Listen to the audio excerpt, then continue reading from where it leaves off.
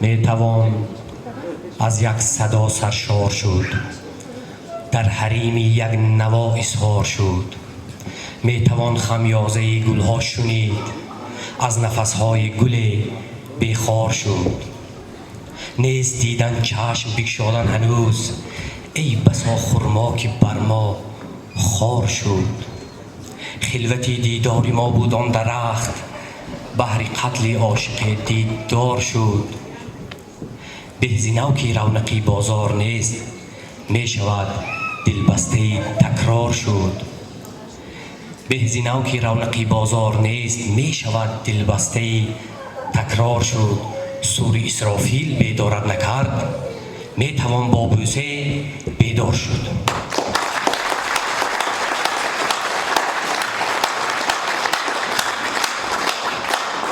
دوستان عزیز، مردمی شیرپسند و شیرگو و سخنسنج ناحیه سربلند دیوشتیچ، مهمانان عزیز و ارجمند از شهر دوشنبه پایتخت نازنینمان، مهمانان از اسفره و کانی بادام، از ولایت سوخت، از شهر خود خوجند، دوستان عزیز، مهربانان، همه شما را خوش آمدید میگویم. هرچند بنده در همین جا تولد شدم و خون نافم اینجا ریخت، اما مثل شما من هم مهمان هستم. میزبان این دیار، میزبانان این دیار مسئولین مقامات اجرایی محلی حاکمیت دولتی ناحیه دیوشتیچ هستند که با راهبری رئیس محترم ناحیه اشورعلی جلیلزاده امکان دادند و شرایط فراهم آوردند که این محفل برگزار شود و در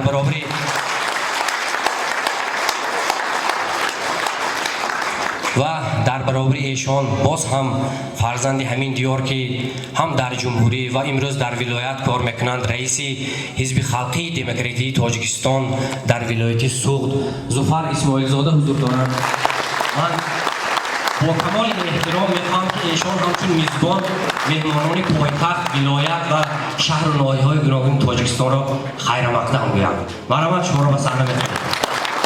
السلام علیکم مهمانان گرامی، شما را برای تشریف به ناحیه و اشتراک در محفل امروز از نام مقامات اجرایی حکومت دولتی ناحیه و شخصا از نام خودم خیر مقدم نموده خوش آمدید میگویم. دیار دیوشتیچ از قدیم مسکن شاعران ایجادکاران بلایاقت بوده. محض از این سرزمین با فیض و تراوت عالمان شاعران، هنرمندان و سرایندگان، آهنگسازان و شخصیت‌های شناخته سیاسی و اجتماعی به کمال رسیده برای جامعه تاجیکستان خدمت‌های شایسته کردند. یکی از اینها شاعر جوان و با استعداد، روزنامه‌نگار صاحب قلم بزرگمیر بهادر می باشد که در آغاز محفل به بزرگمیر کامیابی سربلندی ها پیشرفت های از این هم بیشتر و رفتی قله های بلند مراد را آرزو می کنم.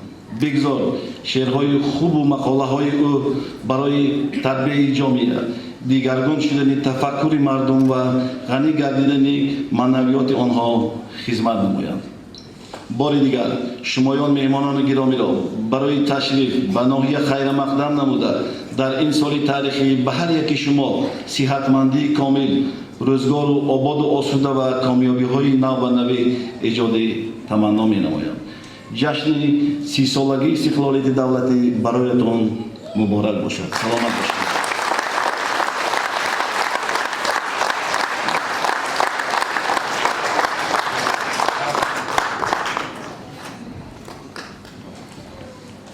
Ассалому алейкум, ҳамдиёрони азиз. Сиёсати хиратмандони асосгузори сулҳу ваҳдати миллӣ, пешвои муаззими миллат дар қатори он ки давлати тозабунёд ташкил шуд, сулҳу субот дар кишвари мо побарҷо гардид, Тоҷикистон дар арсаи байналхалқӣ мавқеи мустаҳками худро пайдо кард. Дар ҳамин радиф сарвари давлат кӯшиш бар он доранд ки мардуми меҳнатхарин, баворономӯз ва адабпарвари миллати тоҷик аз гузаштаи худ аз аҷдодони гузаштаи худ фарҳанги волои худ бохабар бошад ва пайваста дар ин самт тадбирҳои мушаххас дар кишвари мо роҳандозӣ мешавад. беҳуда нест ки пешвои муаззами миллат ҳамасола бо аҳли зиё як мулоқоти судманд мекунад. ба хотири он ки ташвиқотгару тарғиботчии асосии сиёсати хиратмандона, ахлоқи ҳамида, дастовардҳои бузурги миллати тоҷик дар байни мардум ин аҳли зиё мебошанд. имрӯз ҳам дар ҳамин толор он қадар меҳмонон ба ҳурмати ҳамин як шоири ҷавони мо ҷамъ омаданд. ман аз ҳамаи ин меҳмонон шодбошӣ гуфта хушомадед нури дида мегӯям. маълими азиз атоқат кинҷаева, бародари гиромии мо саидумрон саидов, маълими азизи мӯътабар раънои зоҳирдух ва дигар меҳмонони дар ин ҷо ҳузур дошта аҳли зиё ҳастанд. ва ҳамин аҳли зиё дар тамоми 30 соли истиқлолият ҳамқадам тарғиботгари асосии сиёсати хиратмандонии пешвои муаззами миллат буданд. ҳамдиёрони азиз, ноҳияи деваштиш низ аз аҳли адаб, илму маориф хелеам саршор аст. ҳанӯз қариб 2500 сол пеш аз ин ҳавзаи адабии ноҳияи деваштиш хеле рушд карда буд. шоирону нависандагони хелеам закӣ ва бомаърифат доштанд. дар ҳавзаи адабии ноҳияи деваштиш аз дигар ҳавзаҳо омада шабҳои иҷодӣ, шабҳои баҳс мунозираро доир менамуданд. ва ҳамин буд ки ҳамин давомдиҳандагони ҳамин шоиру нависандагон имрӯз идомадиҳанда, имрӯз тарғиботгари ахлоқи ҳамидии инсонӣ дар байни мардуми тоҷик ва минҷумла тоҷикистон ҳастанд. мо имрӯз фахр мекунем аз шоираи халқи тоҷикистон зулфия атоӣ, шоираи бисёрам ширинкалом латофат кинҷаева, шоираи бисёрам бузурги мо сироҷиддин осимӣ ва ҳамчунин ман дар ҳамин ҷо ҳузур дорам бародари азизи мо ҳайрон осимӣ, нодира отахонова, азизи азиз ва дигар шоироне ки имрӯз номбардори адами диёр ҳастанд. ва яке аз ҳамин шоирони бисёрам соҳибқалам, чхеле ки инҷо муҳтарам раиси ноҳия гуфтанд, бузургмери баҳодур аст. бузургмери баҳодур дар як давраи кӯтоҳ бошадам, ҳола навақну сиба даромаданд, ҳамихел не бузургмер, ҳамин моҳи июн зодирӯз доштанд бузургмер. нав сиба даромада истоданд, лекин дар ҳамин давраи кӯтоҳ он қадарам ба дилу дидаи мардум бо шеър, бо навиштаҳои худ ҷо гирифтанд. мақолаҳое ки бузургмер дар рӯзномаи ҷумҳурият чоп мекунад хеле мақолаҳои таҳлилии чуқур ҳастанд. ҷанбаҳои тарбиявӣ доранд дар бораи ватан, Тоҷикистон, илм, маърифат, хулқу одоби ҳамида, тарбияи ҷавонон, ватандӯстӣ, ҳуввияти миллӣ ва дигар масъалаҳои муҳими доғи рӯз мақолаҳоро чоп мекунанд. ва шеърҳояш ҳам аз ҳамин хел мавзӯъҳо дур нест. ҳар як шеъри бузургмер як маънои чуқур дорад. ҳозир берума дидем китоби аввалини бузургмерро, ман аз ин пештарам дида будам, ҳамболи турнаҳо, ва китоби дигараш баҳор овардан осон нестан, ҳамин хел буд.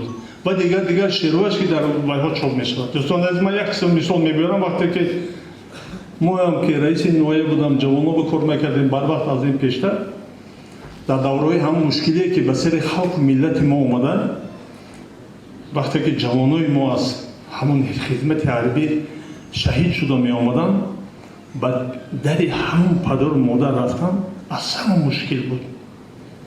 чӣ гуфтанро намедонистем, чӣ хел ин ҷавон рӯйра марг шуд, фаҳмонданро намедонистем. ва вақте ки ҳамин ҳодисаҳои охири дар марзи тоҷикистону қирғизистон ба вуқӯъ омад. Бузургмер як шеър навистанд. Ман гуфтам ки офарин, ҳама он гапе ки мо дар дил доштем дар ҳамин ҷо навистааст. Бузургмер гуфтааст ки ҳарчанд ки парварда ба домони шумо шуд, имрӯз фидо дар раҳи осоиши мо шуд. Фарзанди шумо буд, кунун аз ҳама халқ аст. Фарзанди шумо дар раҳи номус фидо шуд. ҷуброн натавон кард кунун дигар ашки шуморо. Ман худам гӯям байнашме ёда боша шоири навбати пеши шоира худаш ба шеъреша хондан хеле мушкил аст. бовар кунед. ҷуброн натавон кард дигар ашки шуморо. аз ашки шумо дар дили мо зилзилаҳо шуд. дар хонаи ҷони дили мо ҷо шудааст ӯ. бо гирья напурсед ки бечора куҷо шуд. дар қисмати ҳар мард буд ҳикмати бисёр. бо навҳа нагӯед ки чаро, ки ин кор чаро шуд. ман дирӯз ҳамин дастамро гирифтам. ман гуфтам як шеъри бузургмера дигаро шаҳрдӯсида медонам ки ҳамин шеъре ки имрӯз хеле бай. дар хоки қадамҳои шумо сар бигузорем. дар хоки қадамҳои шумо сар бигузорем. бо меҳри шумо кӯдакатон марди расо шуд. бинтон чӣ хеле як мазмуни баланд ки гуфтагӣ аст ин шеърро. ман аз номи худам, аз номи кумитаи иҷроии ҳизби халқии демократии тоҷикистон бузургмеҳро бо ин шаби эҷодияш табрику таҳният мегӯям ва мегӯям ки мо умеди калон дорем аз бузургмеҳ. ҳолаҳои баланд, ҳола интизор аст ки бузургмеҳ онро бо сарбаландӣ фаҳм мекунад ва дар байни илму адаб мардуми тоҷикистон як шоири номбардору беҳтарин мешавад. бузургмеҳ барои шумо тани сеҳат, комёбӣ ва тамоми хушҳои зиндагиро таманно дорам. бузургмеҳ як ҷавони баодоб, як ҷавони бисёрам хушсалиқа. суҳбат кунед, агар аз суҳбаташ одам ҳаловат мебарад. ман як ду маротиба ҳамроҳи ман шиштагӣ буд. ман гуфтам ки ин қадар ҷавони бо тамкин, ҷавони бо фарҳанг, бо маърифат, албатта ояндаи ҳамин хел ҷавонҳо дурахшонад. шоир, нависанда имрӯз вазифаи як чизро дорад.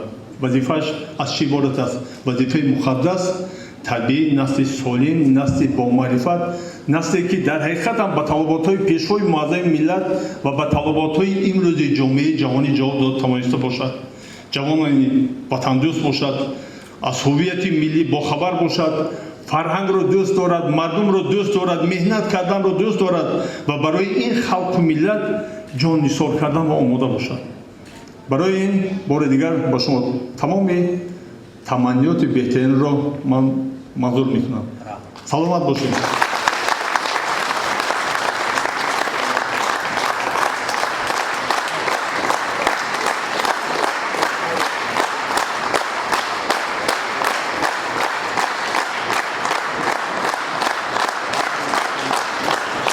بار دیگر سلام و درود ای مردمی که سراپا شاعرید، ای مردمی که روزگارتان، هر روزتان، نوروزتان سرشار از شعر است. هرچند به عنوان یک شاعری نوقلم نوراه مرا اینجا خواندند، اما شاعران بزرگ اصلا شمایید. شاعران بزرگ اصلا مردم است.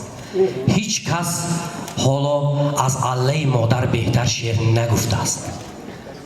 هیچ کس حالا از فولکلور، ایجادات دهانکی مردم، از ایجادات دهانکی خلق بالاتر شعر شیرین، شعر ماندگار، شعری که هزار ساله ها عمر دارد نگفته است. این ماییم که از شما بهره میبرداریم، از شما میگیریم و کمتر سفته میکنیم، قلم میزنیم و باز به خودتان برمیگردونیم. اصلا این شاعران بزرگ شما هستید. مثلا ببینید یک کس به یک کس خندد، مردم میگوید نخند به خویشت آید به پیشت. این شعر است. هر کی داند در نماند. این شعر است، از این بهتر شعر نیست. مردم تاجیک دیگر ملت ها کمتر، اما مردم تاجیک، ملت تاجیک از آن ملت های است که از روزی تولد حتی تولد نشده با شعر پیوند می‌یابد تا مرگ. وقتی که تولد شد به گوشش اذان میخوانند. در دیگر جاها من نمیدونم این رسم باشد نباشد، اما در ناحیه دیوشتی در قانچه حتما به گوش طفل نوزاد یک ملا، یک کسی که از دین باخبر است، به گوشش اذان میخواند. گوش کودک را با واژه های ربانی پر میکند و وقتی که گوشش باز شد و دعا خوانده شد به او نام شاعرانه میجویند. بینه روزگار شاعرانه کودک آغاز مییابد. بعد از آنی که نامش را یک نام زیبای شاعرانه میمانند، بعد او به گهواره میبندند و مراسم گهواره بندانه میدانید باز یک شعر شاعری دیگر است. و بعدی که گهواره میبندند با سرود چی سر میشود؟ الله. الله که حالا هیچ کس باز هم میگویم که از اون شیرین تر و بهتر شعر نگفته است. الله مادر. و وقتی که بزرگ شد، خاندار شد، باز سرود، باز توی، بزم، باز شعر، همه خیلی روزگارش با شعر. عاشق می شود به یگان دختر، حتما شعر می نویسد. امروز با تلفن به همدیگر یک بیت زیبای استاد لایقه می فرستاند و شعر است و در روزگاری و شعر ادامه داده است، ادامه یافته ایستاده است. و وقتی که اکنون مرگ فرا رسید، شما فکر میکنید که شعر تمام؟ نه. وقتی که مرگ فرا رسید، جنازه را میخوانند و اون کسی که به حق پیوسته است چیکار میکنند؟ من خودم شاهد هستم. وقتی که مادر کلانم خدا رحمت کند آچه ناربین وقتی گذاشتن، دخترها، مادرم و خواهرانش نشسته در یک ورق مرثیه نوشتند. مرثیه من اونجا بار اول دیدم. من کرسی یک میخوندم، مرثیه نوشتم و گفتم دختری کلانی بند اولش میخواند، دختری دوم بند دومش میخواند. یعنی که ما پدرمای با مرثیه با شعر گسیل میکنیم. این در یگان ملت نیست. خیلی باور کنید، ملتی که حتی شخصی به اون دنیا سفر کردهش با شعر گسیل میکنه دی خیلی نیست، مرثیه خوانی نیست. و اکنون بردند خاک کردند، به قول مردم قانچه گوی چوب کردند. شعر تمام؟ نه، شعر تمام نیست. بعد از یک سال میدهند و سنگ قبر مانده به سنگ بیت میکوبند. کتیبه این شاعر، یگان کسی که از شاعری خبر دارد، معلمان زبان ادبیات تاجیک میگوید التماس معلم استاد یک بیت در کور است، پدرم خدا رحمت کند یا مادرم یا بابایم یک بیت در کور است که امروز سری سنگ به حکاکی کنیم، کنده کاری کنیم، سری سنگ کنیم. همون حرفایم بینید. من یک بیت میگویم، من از صنف 11 همین بیت میخوانم، از فولکلور است، از مردم است. بینید کتیبه است، سری گربه. از این بهتر شعر نیست. اگر یادت کنم دردم شود زور، فراموشت کنم چشمم شود کور. از این بهتر درد نیست دیگر.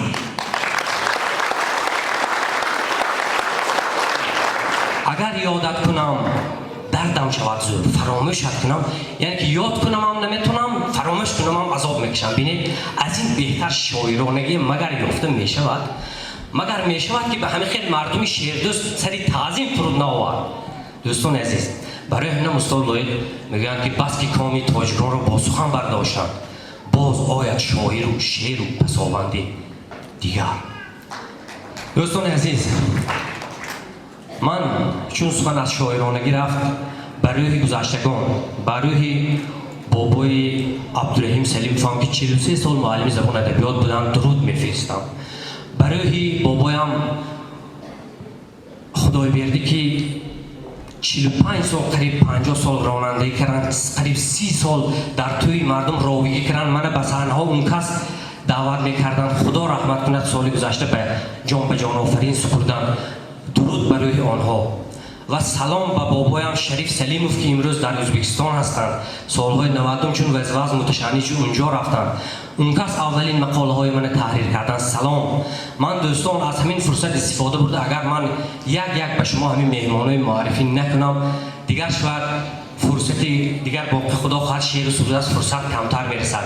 چخیلی که رئیس محترم ناحیه هم و رئیس حزب خلقی دموکراتی تاجیکستان در ولایت صبح استاد زفر اسماعیل زاده هم گفتند معلم عزیزم راهنمای من لطفت کنجای حضور دارم به افتخارشان فرزند همین دیار از خود دوشنبه آمدند اکادمی تئاتر شناسی آسیای مرکزی نامزد علمی تاریخ مدیر شعبه فرهنگ روزنامه جمهوریت اونجایی که من اونجا کار میکنم محمدالله تبرف به افتخارشان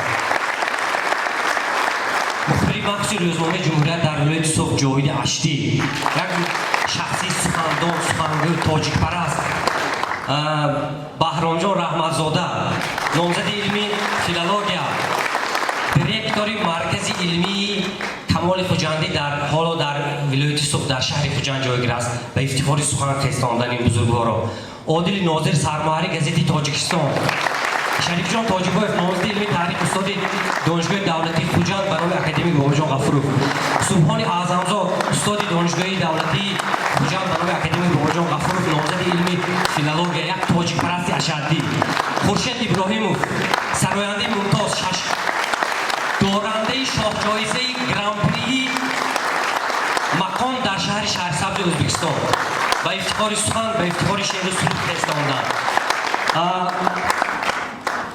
استاد اینجا کی از بیرون است استاد سید عمران سیدوف گرداننده محفل گنج سخن در ولایت صبح مرا با اسفره برده مرز نشان داده برای نوشتن شعرهای ملت دوستانه همین که از تشویق کردگی به افتخارشان نامزد علمی تاریخ هستند استاد دانشگاه دولتی خوجند معلم رعنای ظاهردوخت معلم عزیز خودم از کودکی راهنمایی میکنم استراحشان حتما معلم دیده میگذارم مؤسسی مرکزی اوریونو در شهر استراحشان سرمایه‌دار گزیت گنج سخن هستند معلم جان عزیز خوش آمدید باز من کیفا رو نمیبینم معلم عزیزم منظورت ملکزاد همراه عائله‌شان فرستاندند نامزد علمی فیلولوژیا سرخادم علمی انستیتوت زبان و ادبیات به نام استاد ابو عبدالله رویلگی اکادمی علم ها معلم جان عزیز خوش آمدید همسرشان یک طبیب یک آموزگار بسیار ورزیده از دانشگاه طبی دولتی طبی خوش آمدند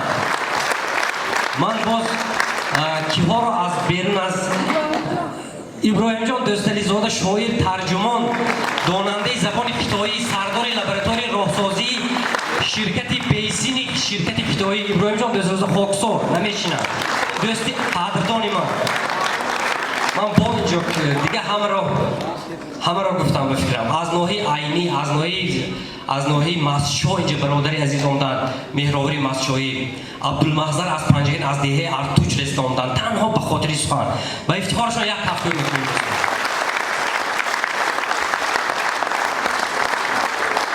دوستان عزیز من دو مادر شاعر دارم یکی مادر عزیزم دو مادر شاعر دارم که یکی صاحب ده‌ها کتاب هستند شاعری شناخته هستند لطافت کنجایوا و یک مادر دیگری من مادری که مرا به دنیا آورده است و هم شاعر است شعرهای من در دفتر من است کاتبه من اینجا همسرم همیشه نوشته گرفتگی است ما پیامک کتی مادرم کتی شعر نویسی میکنیم من بعد فهمیدم که مادرم هم شاعر بوده است البته اون شعر کشوری لیکن شعری مادر است شعری مادر است مادرم من حالا دوستان اگر اجازه دهید اولین سخن را به راهنمای من انتشار دهنده 3 کتاب من هم بالی تورنوا هم بهار آوردن آسان است و هم مرحبا یارغلی که کتاب‌های من به زبان شعرهای من به زبان ازبکی ترجمه شد نوبت سخن به لطافت کنجای و مادر عزیزی من 11 سال باز در دوشنبه دستگیری میکنن معلم جان عزیز برای من خودی بعد دوشنبه به ناحیه رویدگی رفته خواستگاری هم کردن کتابم هم چاپ کردن یک کارای کردن که هیچ جا یگان کس این کارای بزرگ در حق یگان کس نمیکنن معلم عزیز برای اون که به احترام سخن به احترام یک شاگردی کودکتان شاگردی دیننگیتان رسته آمده تشکر برای من معلم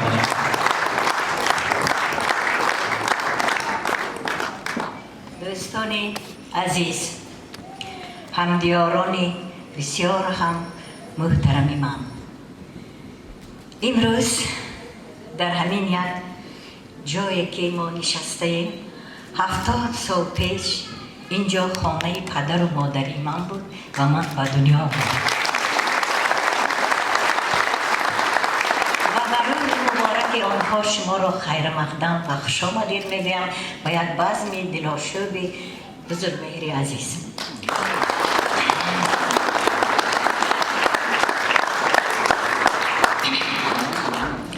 دنیای شعر دنیای زیبا است و در زیبایی با یگان بهارستان و گلستان حتی برابر شده نمیتواند.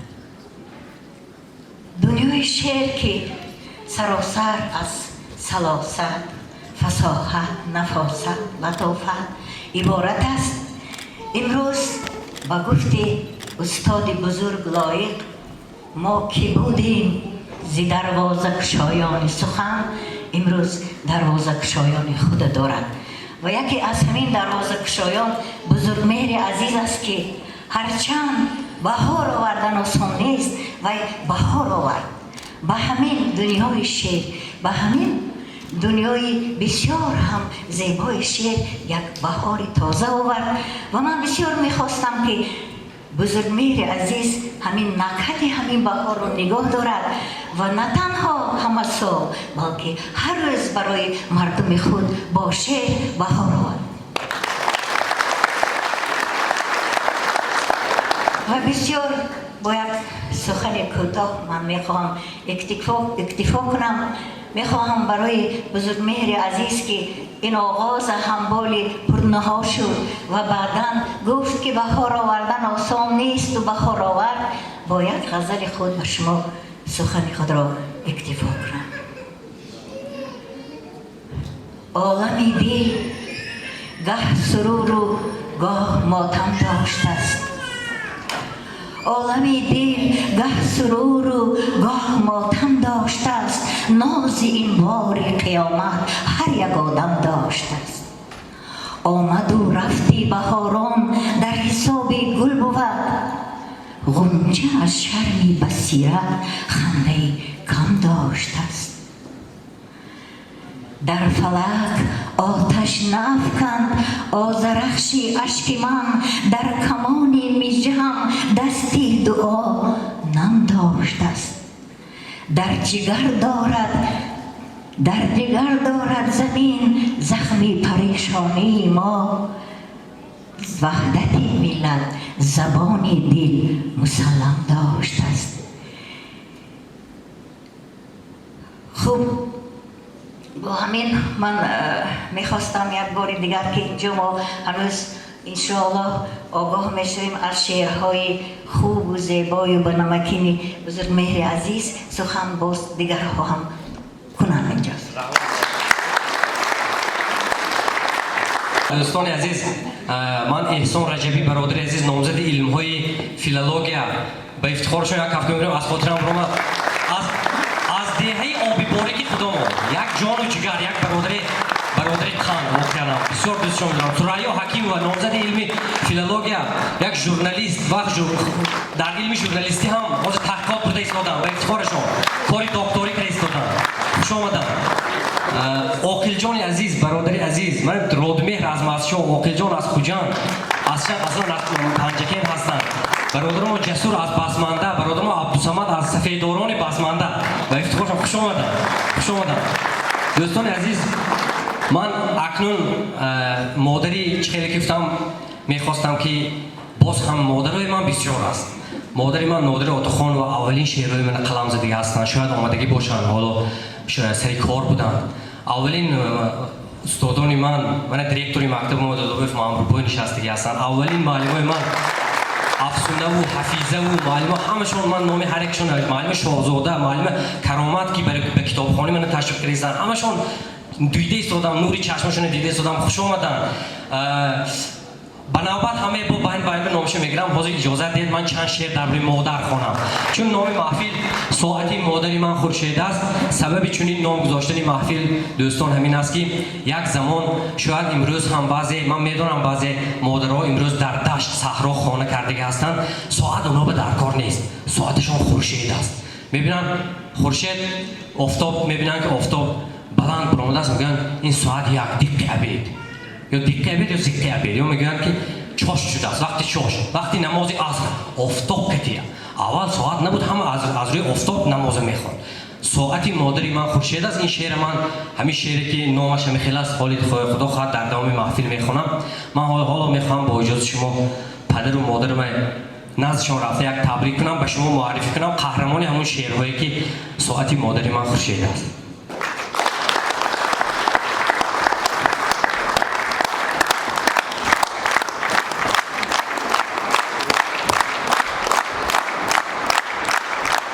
دوستان باشی زیبونیسان قریب 90 ساله بابای شریفم خواهرشان بابای عبدالرحیم سلیمخان خواهر کن خواهر بزرگشان عمرتان دراز شود. شما آچه آیسنم هم شما نوری خاندان ما عمرتان دراز شود. آچه جان آچه بزرگی ما پیری اولادی ما خاندان ما. مادرم پدرم بهادر بزرگ مهری بهادر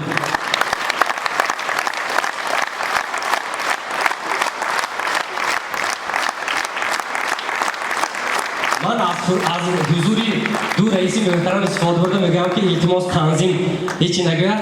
هر دوشان 50 ساله شدن نیم عصر همین سال همین محفل هم به خاطر پدر و مادرم. اگر پدرم که خواجه پدخدای مادرم هستن اجازه دهند مادرم چند سخن کنند. اگر پدرم هم صحبت کند.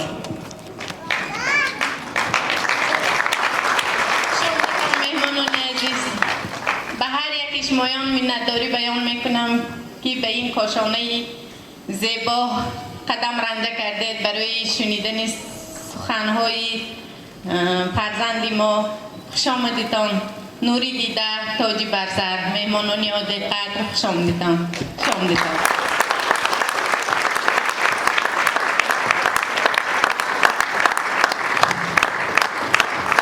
اگرچه تنگه و سیم و زرم نیست، شکوهی خانه و بال و پرم نیست، سر هم شاعرم اندر برم هست. خدا را شکر که تاج سرم هست. صاحبی سرسخنی عشق همین مادر بود. صاحبی سرسخنی عشق همین مادر بود. خوشنویسی کهنی عشق همین مادر بود. شنیده خودش جان شنید. خوشنویسی کهنی عشق همین مادر بود. اولین شعر محبت سری گهواره سرود. شاعری انجمنی عشق همین مادر بود. به حضورش دل ما سخت زمستانی بود. باغبانی چمنی عشق همین مادر بود. مادر از 4 طرف سوی وطن میخواند. عین حب الوطنی عشق همین مادر بود. گرچه ننوشت کلام و کتاب و سند، کاشفی علم و فن عشق همین مادر بود. کاشفی علم و فن عشق همین مادر بود. اولی عشق شدم مهر به مهری پاکش. اولی عشق شدم مهر به مهری پاکش. سببی دل زدن عشق همین مادر بود. مادر جان عزیز عمرت دراز باشد. برای نان و نمک، برای تربیه پدر عزیز، برای همش تشکر. تمامی باغچه از مهر خندان است. تمامی باغچه از مهر خندان است. فضای خانه از فیضش دلفشان است. بیشتی نقد را ایوانش ایوان است. اگر مادر نباشد خانه زندان است. درش باز است تا رزقی فراوان است. در آنجا حکمت و شعری نیاگان است. در آنجا مشکلی فرزند آسان است. اگر مادر نباشد خانه زندان است. چو شرخانت به سر هرگاه اسپندد، رهی درد و بلا در حال میبندد. تو گویی خشت خشتی خانه میخندد. اگر مادر نباشد خانه زندان است. سبد در میخ آویزان و نان دارد. دلم پر خانه گنجی شایگان دارد. در و دیوار بامی خانه جان دارد. اگر مادر نباشد خانه زندان است. زی آتشدان گلی آتش نمایان است. بدیگش توپه و اگرا و لغمان است. شمیم زیره و کشنیچ و ریحان است. اگر مادر نباشد خانه زندان است.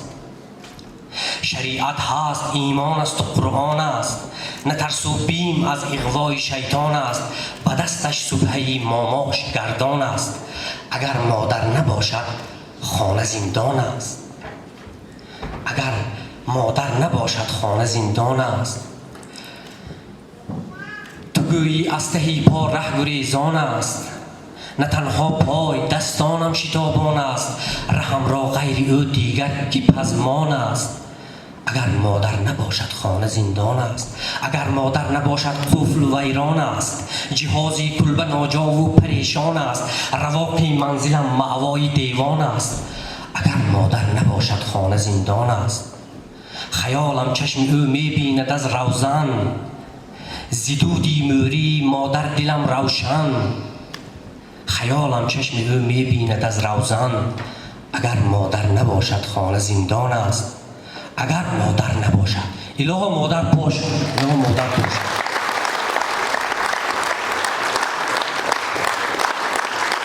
دوستان عزیز، چون من در بالا هم گفتم از مردم ما بسیار چیز میگیریم و کمتر گفتم در بالا که من شعر از شما میگیریم. یک روز یک مرد پنجکتی در ارکستر سیمفونی کار میکند. در دوشنبه سر یک دسترخوان یک سر یک پیلو چوب نشستیم که 19 سال باز همسر نداشته است. گفت که چقدر کوشش کردم نمیشده است، با کوشش نمیشده است. بعد یک مثال گفت اگر مرد خدا زند، اگر مرد خدا زدنی شود زنش میگرفته است. گفت همین گپ گفت. همین گپ من هم گرفتم، در تلفنم که جای نوشتن دارد گرفتم نوشتم خدا گلهای گلشن را نگیرد، زیباقی زندگی زن را نگیرد. هزاران سوسنی بیبوچی در کار، خوشاگر بوی سوسن را نگیرد. بدون شب گهی بودن توانیم، ولیکن روز روشن را نگیرد. برای دیدن خورشید روی اگر ره نیست روزن را نگیرد. برای معرفت یک واژه کافی است، دعا کن دانش و فن را نگیرد. بیمان میرند مردان بحر میهن، زی مردان خاک میهن را نگیرد. اگرچه دوست دستم را نبگرفت، بگویم شکر دامن را نگیرد. مرا نشنیده باشد نیست باقی، الها حرف دشمن را نگیرد. بمانم کاش در یاد عزیزان، به یاد حق بودن را نگیرد. به یاد حق بودن را نگیرد. تو را از من نگیرد ازید ای کاش، زی تو ای کاش که من را نگیرد. سلامت باشید دوستان عزیز، استادان، ای اهل سخن، ای اهل دل. حالا اینجا یک گروه، چون در اون تخته ترغیباتی هم شما دیده بودید، در اینترنت هم ما گذاشتیم، یک گروه برادران از من بزرگسالان، همشون قریب همسالی پدرم است، پدرم بزرگسالا سراینده ها خواستند اینجا یک تا دو تا شعرهای مرا که آهنگ بستند، الهی صداشون خسته نباشد سرود میخوانند. حالا با اجازت شما یک سرود گوش کنیم و همون سرود متنش من اول به شما میخوانم و از برادر عزیز ما از نینواز خواهش میکنیم که با صدای نی اگر همین شعر قرائت کرده شود به مردم خوشایندتر خواهد بود. سلامت باشید. مشکل پسند مادر، مشکل پسند مادر، مشکل کشای مادر، هم رهنمای مادر، هم راه پای مادر، هم شمس دل قرینت، هم ماه در جبینت، هستی چو عرش بر جای، بی تخت و جای مادر. ما را گسیل کرده در کنج خانه تنها، بگریستی ز هجران با های های مادر. اشک نهانیت را جبران چسان توان کرد، ناآگهی ما را بخشای آی مادر. گه بخت جسته رفتم، گه تخت جسته رفتم، غافل که در کفی توست مرغ همای مادر. غافل که در کفی توست مرغ همای مادر. ما زنگ بسته هستیم آینه کار هستی، این جرم و کین ما را از دل زدای مادر. راهی که میرساند ما را برستگاری، با یک اشاره خود بر ما نمای مادر. در این سرای کهنه بس نوحه ها کشیدم، یک لحظه علت را از نو سرای مادر. در این سرای کهنه بس نوحه ها کشیدم، یک لحظه علت را از نو سرای مادر. تا دست سرد پیری از دامنم نگیرد، بحری بزرگ مهرد تا دیر پای مادر، تا دیر پای مادر.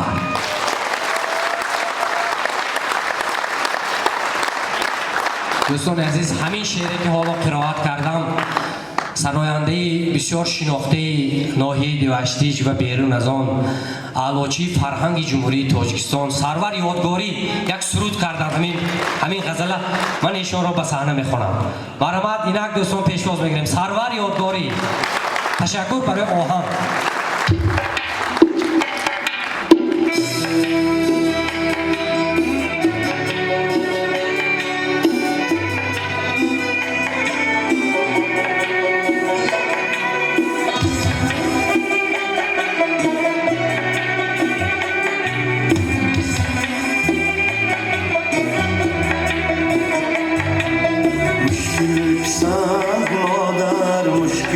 شای مادر همراه پای مادر، هم رهنمای مادر. مشکل سنگ مادر، مشکل شای مادر،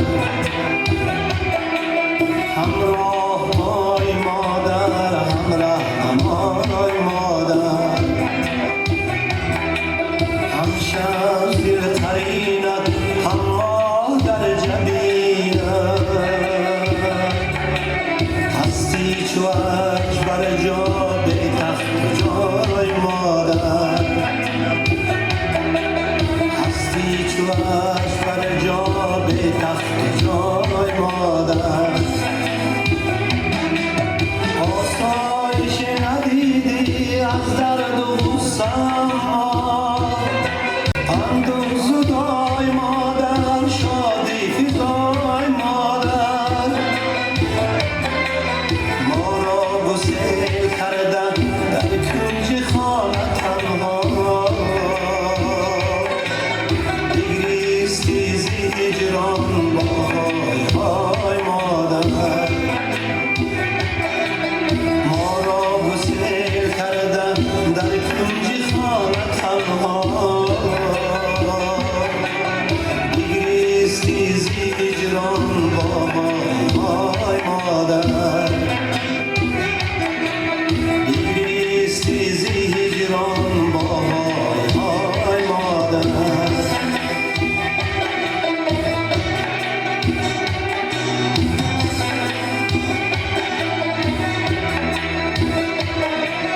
قدری تو را اگرچه ما غافلان ندانیم،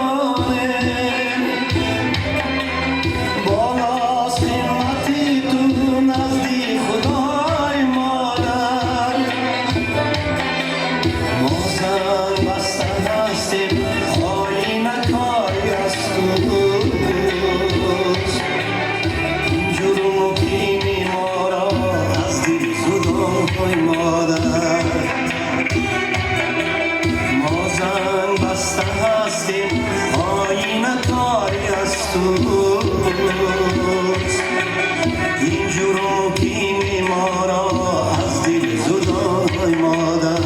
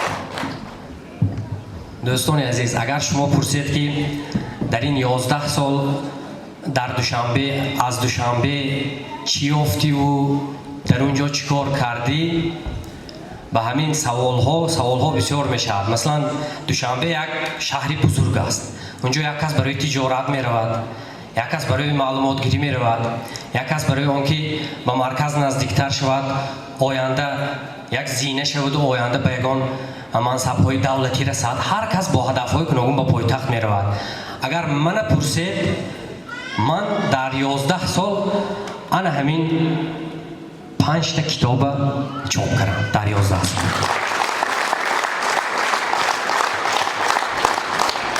کتاب دیواشتیچ سال گذشته همراه سابق رئیس ناحیه سلیمان زیادزاده که امروز وزیر محترم کشاورزی تاجیکستان هستند به چاپ رسید.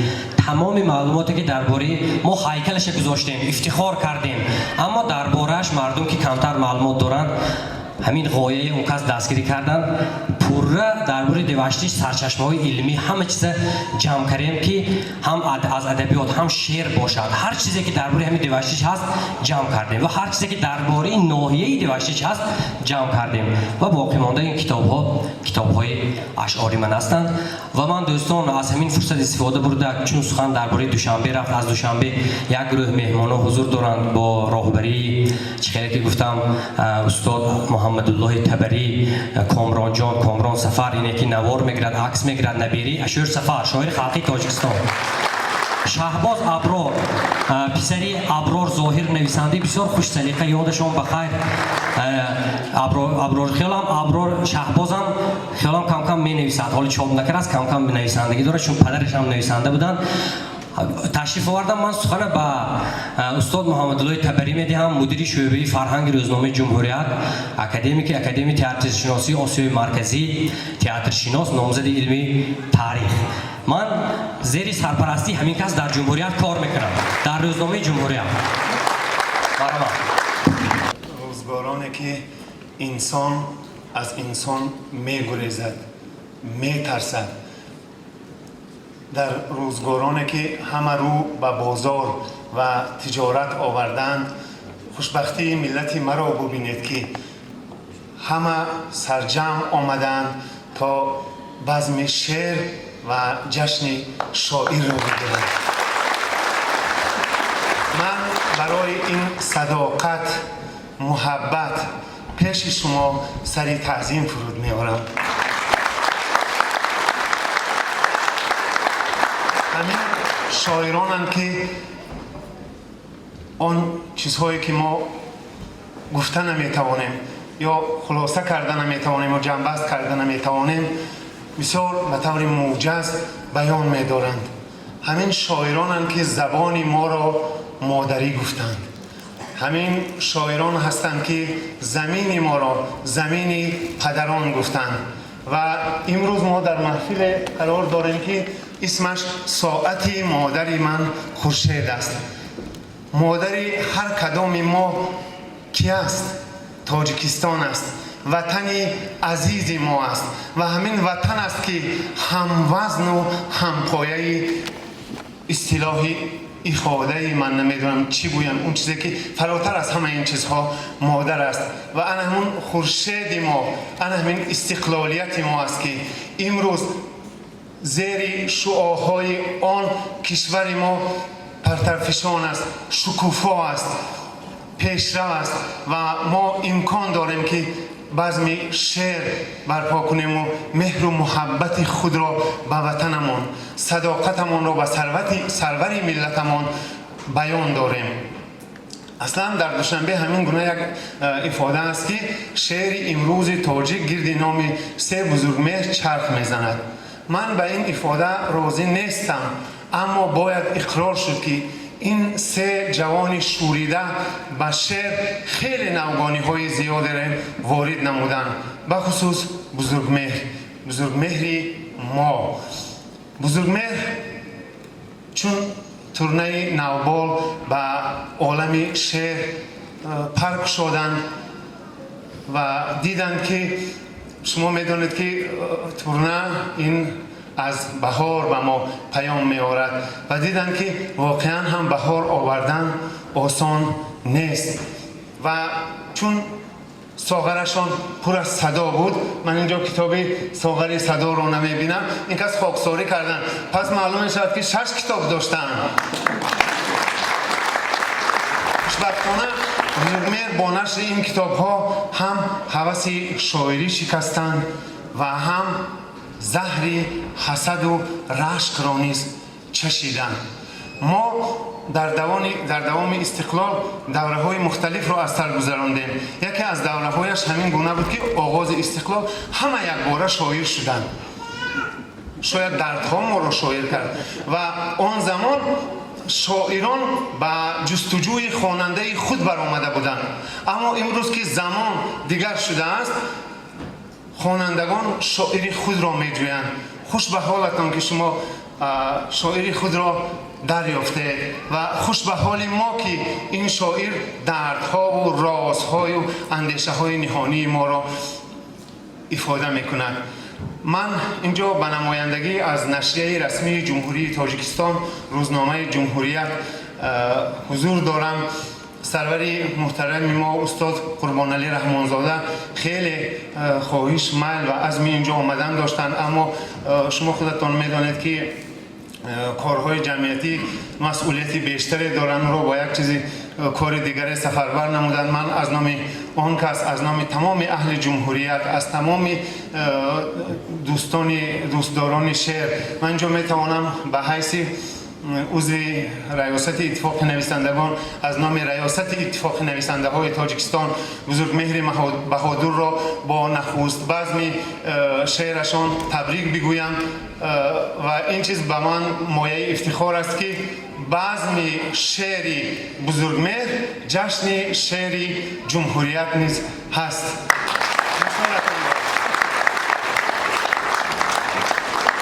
درود به اهل تالار. واقعا خیلی لحظه های گوارا سوسمی است و بزرگمهر برادر ارجمند ما که قدم های اول خود را در پیراهی بزرگ اشعار شعر تاجیک میگویند واقعا خیلی عجیب است، خیلی گواراست و راستی از دیدن چنین صاحب استعداد ما با آینده خوشبین هستیم، خیلی خوشبین هستیم و بسیار مثال های عجیب آورد برادر ارجمند ما که استاد لایق را به یاد می‌آورد. یعنی هر یک مصرعی که در دل شاعر شعله می‌کند می‌سبزد، این از دل مردم، از جبین مردم است. همچنان که استاد لایق گفته بودند که سخن از پیش خود کی بافتم من و را از کام دل یافتم من، درازی کوتاهی مصرع‌ها را ز آژنگ جبین‌ها یافتم من گمان دارم که بزرگمهر بزرگ واقعا هم بزرگمهر بزرگ خواهد بود و از چنین از دل شما، از جبین من شما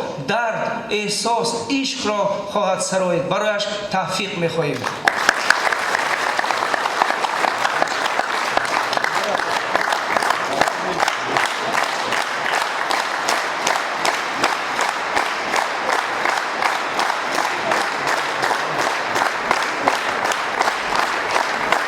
تقریبا 7 سال می شود در جمهوریت هستم. جمهوریت پشتیبانه من است، پشتیبانه من است. من گاه‌ها تیز و تند هم در اینترنت بعضی موضوعهای بررسی میکنم، در بعضی مسئله ها شعرهای کمتر به قول از قالب بیرون هم می نویسم، اما راهبریت جمهوریت مخصوصا سردبیر آن قربانعلی رحمانزاده درود به نامشان تحمل میکنند چون که میدونند که جوان خونش جوشیدگی است، سرزنش هم میکنند، تحمل هم میکنند. من از زمین تا آسمان از جمهوریت منتظر هستم. مرا اگر تا اینجا آورده رساند کارهای تشکیلی سبق و مکتب بزرگ جمهوریت بود که مرا تا پیش شما آورد. جمهوریتی که 97 ساله است.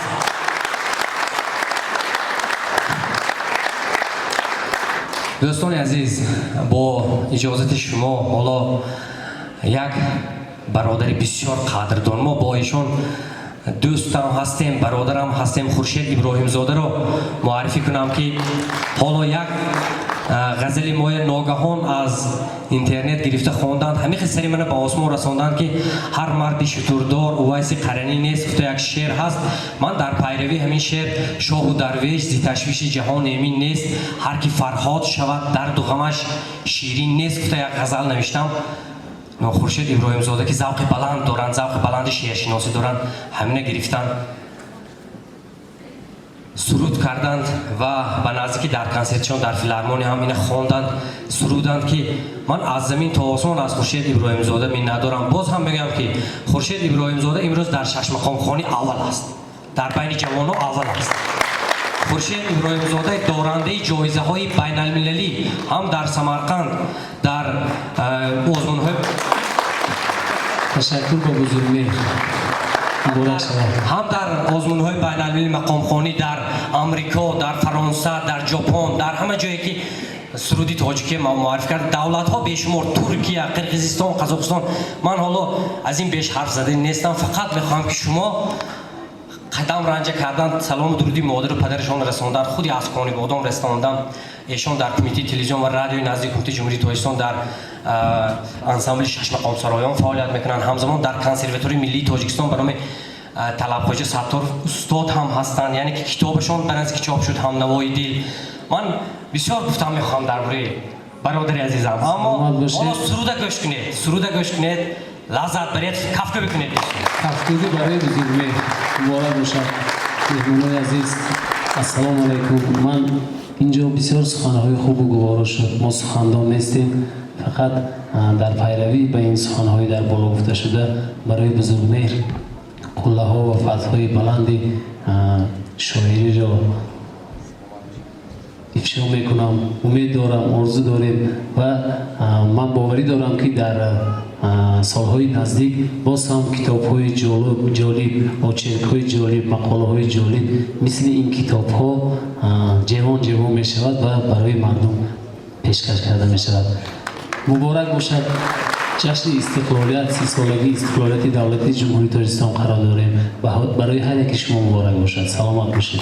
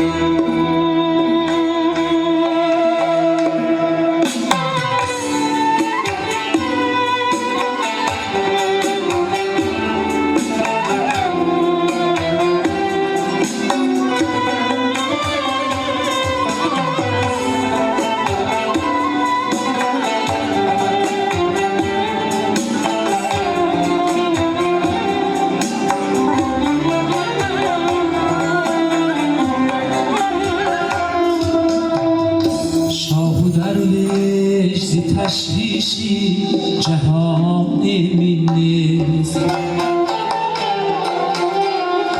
هر کی فرهاد شود رنج و غمش شیرین نیست. این همه بی هدفی های تو از بی دردیست، گر دلی را علمی عشق بود مسکین نیست. گر دلی را علمی عشق بود مسکین نیست.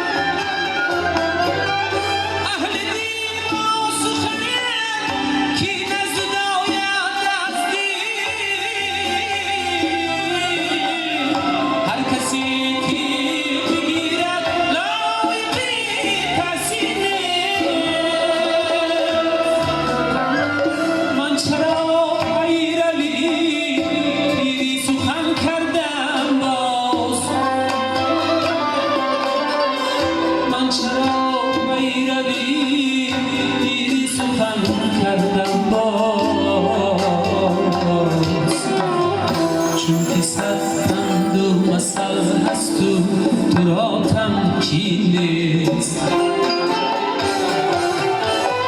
چون صد پندو مثل هست و تو را تمکین نیست هر کی فرهاد شد رنجون شیرین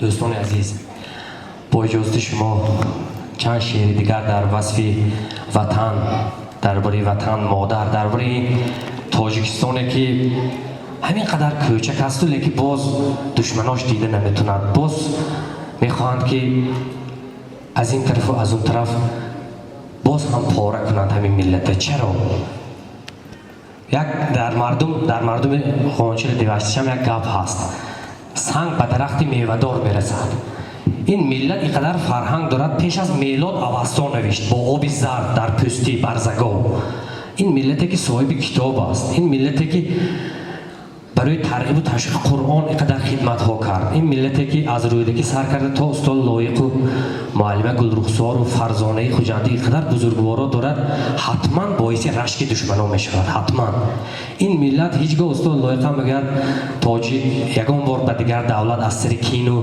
عداوت لشکر نکشیده است واقعا هم خودش حمایه کرده است لیکن لشکر نکشیده است و در همین خیلی که رئیس محترم ظفر اسماعیل زاده گفتن در همین ناامنی هایی که در سرحد تاجیکستان و قرقیزستان شد، باز هم تاجیکستان خود را حمایه کرد، خیلی تحمل کرد.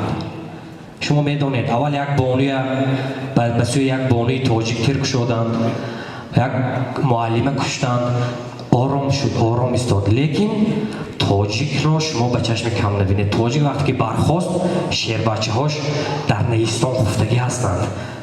اسکندر خطلانی یادش بخیر، یک شاعر جوانمرد که در مسکو کشتند، اسکندر خطلانی میگوید در خون من غرور نیاگان نهفته است، خشم و ستیز رستمی دستان نهفته است. این تاجیک وقتی که بیدار شد خیلی صبر میکند، اما به همین خاطر دوستان من چند شعر درباره وطن اگر با اجازه شما سرایم. این وطن را ساختن آسان نبود. یک غزل قرائت میکنم. این غزل برای همه اون گذشتگان، شروع از استاد سعدالدین عینی که 75 چوب به پشتشان زدند و بعدا سال 34 قریب بود که به قتل رسانند، تهمت خیانت کردند. بعدا شیرینشاه شاه تیمور، نصرت الله مخزوم که در مسکو پرانده شدند، گورشان معلوم نیست.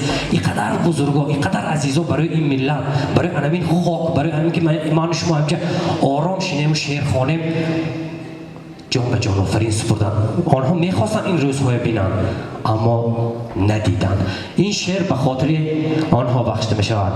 سوختن بگداختن آسان نبود، این وطن را ساختن آسان نبود. سوختن بگداختن آسان نبود، این وطن را ساختن آسان نبود. بعد مرگ کاوه و 18 پسر پرچم افراختن آسان نبود. این همه آرایش از خونی دل است، خانه را پرداختن آسان نبود. بعد خونی پنجه های باربد چنگ نو بنواختن آسان نبود. چون سیاوش خیش را از بحر ننگ بر علاب انداختن آسان نبود. سر به دار و پای در زولانه ماند، بی سر و پا تاختن آسان نبود. 100,000 آثار فرهنگ و هنر همچون جان باختن آسان نبود. خاکش از اشک نیاگان خرم است، خاکش از اشک نیاگان خرم است. این وطن را ساختن آسان نبود.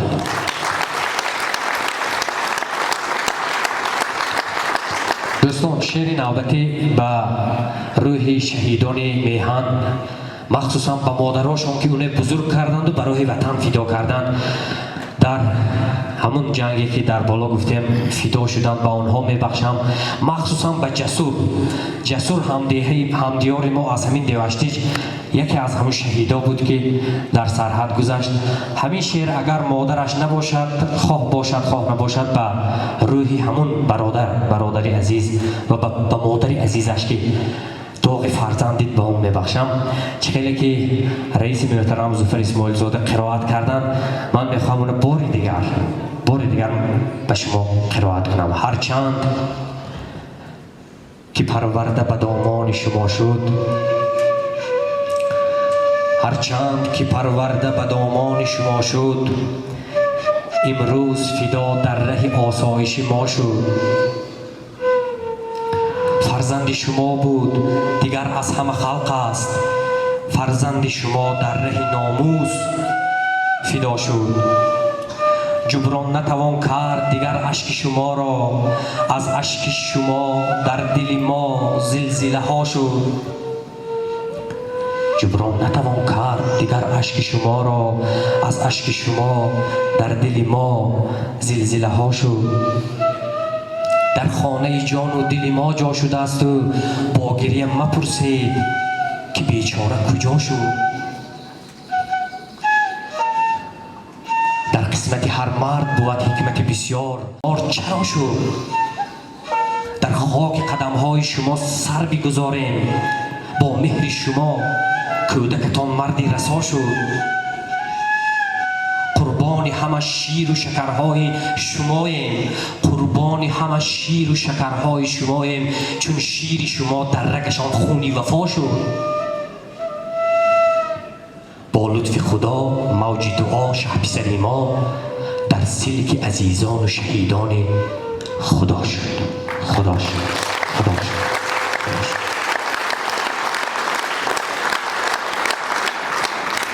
دوستان عزیز، اهل مردم سخنسنج ناحیه دیوشتیش و تاجیکستان که از گوشه و کنار آمده، درباره استاد صدرالدین عینی اگر یاد نکنیم، استاد لایقم یک دو بیتشان میگویند که اگر ما مردگان را یاد ناریم بدان که مرده‌تر از مردگانیم. استاد صدرالدین عینی همین ملت از خاک و خاکستر، از خون و خاکستر گرفته ملت کرده است. یک شعر دارن، یک غزل دارن، برآمد عاقبت آواز تاجی. ما در همین ردیف چند غزل گفتگی هستیم. بنازم تا فلک فوتبال تاجیک، اگر دشمن کشد بانوی تاجیک. باز یک همین عیناً همین وزن در پیروی استاد صدرالدین عینی یک غزل گفتیم، غزل نو که براتون حالا قرائت میکنم. دل آگاهان همه مفتون تاجیک، همه در حسرت کانون تاجیک. به آبی زر نوشته در اوستا که صلح و آشتی قانون تاجیک. به آبی زر نوشته در اوستا که صلح و آشتی قانون تاجیک. بجز تاجی سرش معنی دیگر، محبت می شود مضمونی تاجیک. عدوی بیمروت جامعش را نشسته، عدوی بیمروت جامعش را دم ناشسته با صابون تاجیک.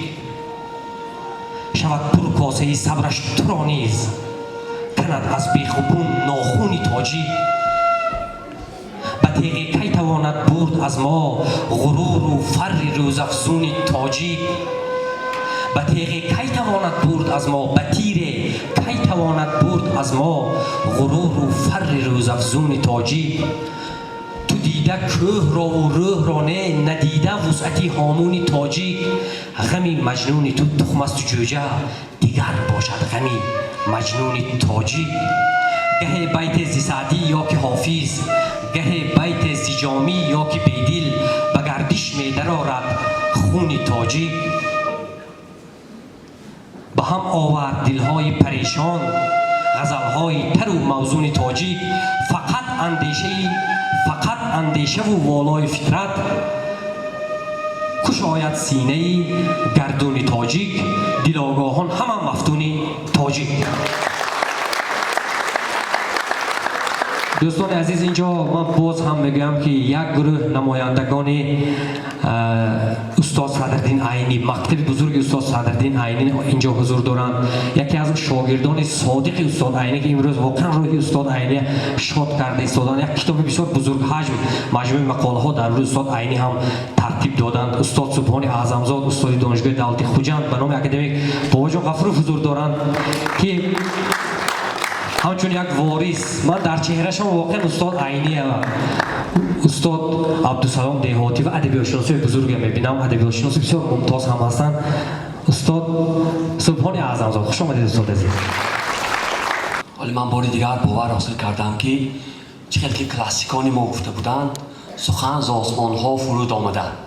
واقعا هم امروز سخن از آسمان به اینجا فرود آمد و همه ما را در این تالار بسیار زیبا گرد آورد.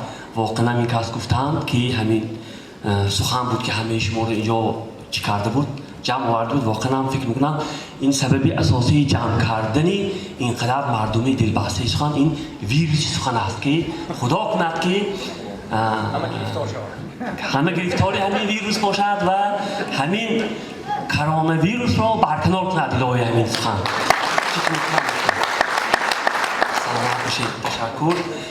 من در مورد بزرگ مهر جان سخنی بسیار دارم. اصلا خب البته در نزد خودم مقصد هم نگذاشتم که همه اون سخن‌ها در اینجا گفته باشم و اینجا سخن‌های بسیار واقعا هم جالبی توجه بودند. واقعا هم ما خب اینجا درک کردیم که سخن را چون ارویسان زیب داده زبانی معرفت پردازی تاجیک و این گونه سخن‌ها خیلی زیاد و واقعی است.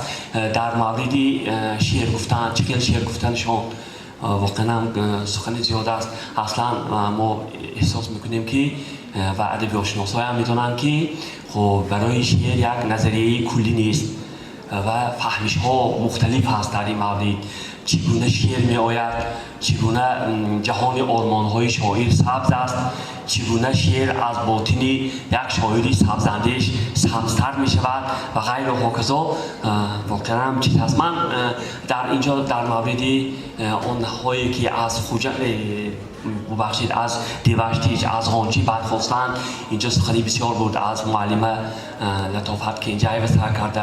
خب اینجا با نام معلمی ارجمند ما زلفی عطایی هم که خب اینجا همه شما میشناسید و دیگر شاعرانی که هم در محیط دوشنبه و هم در محیط خود غنچه هم به ایجاد شعر مشغول هستند و واقعا دنیای سبز سخن را نمایندگی میکنند. خب در برابر اینها از بین همین جوانها من بیشتر سری دو کاروی ایجادی دو نفر بسیارتر اندیشیده بودم که گفتند یکی اینجا از احسان رجبی یاد کردند که از همین غنچه از ادیب غنچه برخواست است و دیگر همین بهادری بزرگمهر ما که در بین اون سه بزرگمهرهایی که گفتم واقعا هم یک سبک و روشی خاصه شعرگویی شعرسرایی دارند. خب اگر احسان رجبی بیشتر در شعری سپید دست و طبع قلم فکر آزموده باشد، بزرگمهر بهادر در برابر شعرهای نیمایی و دیگر نوع اشعار گفتن در سبک کهن، در همون سرایشی سبک کهن و در همون تابان نگاه داشتنی چراغ شعر کهن زحمت‌های زیاد میکشند و اینجا چی هستند. خب من گفتم سخنم زیاد، فقط در مورد اون که همین نامی بعض میشونه ساعتی مادری من خورشید است گفتم. من یک تفسیری خودم هست که اگر اجازه دارید همون تفسیرم خونده میدم و به همین سخنم نکته میگذارم. این کتابشون که اینجا در موردش گفتن این یک شاعری هست که از اول سریش تو طبیعت سرشار انسانی به دیدی زندگی شناختیش روشن است. ببینید خودشون هم خوندن همین شعر که از یک صدا چخیل سرشار می شوند، در حریم یک نوا اسحار و از نفسی گل هوشیار می شود و با نفسی نازک متفاوتش همیازه گل ها می شنود. خوب این هم چیز هست و اون شعری که گفتم اون فلسفه بسیار جالبی مادر اونجا آفریده‌اند. خب همون رو خواندنی هستم. خب ببینید این عجیبی را که بزرگمهر خیراتورز و خوش آرمان ما در یک شعر نوبش ساعت مادرش را خورشید می‌داند. از این رو شاعرانه ساعت خوابیده خانه را خیلی خوش به تصویر می‌آورد و این حالت مادر را منقش ترسیم می‌کند که مادر بی تقویم و بی ساعت است، اما با این همه سرحسابی گیره و تابی تبش را دانسته است.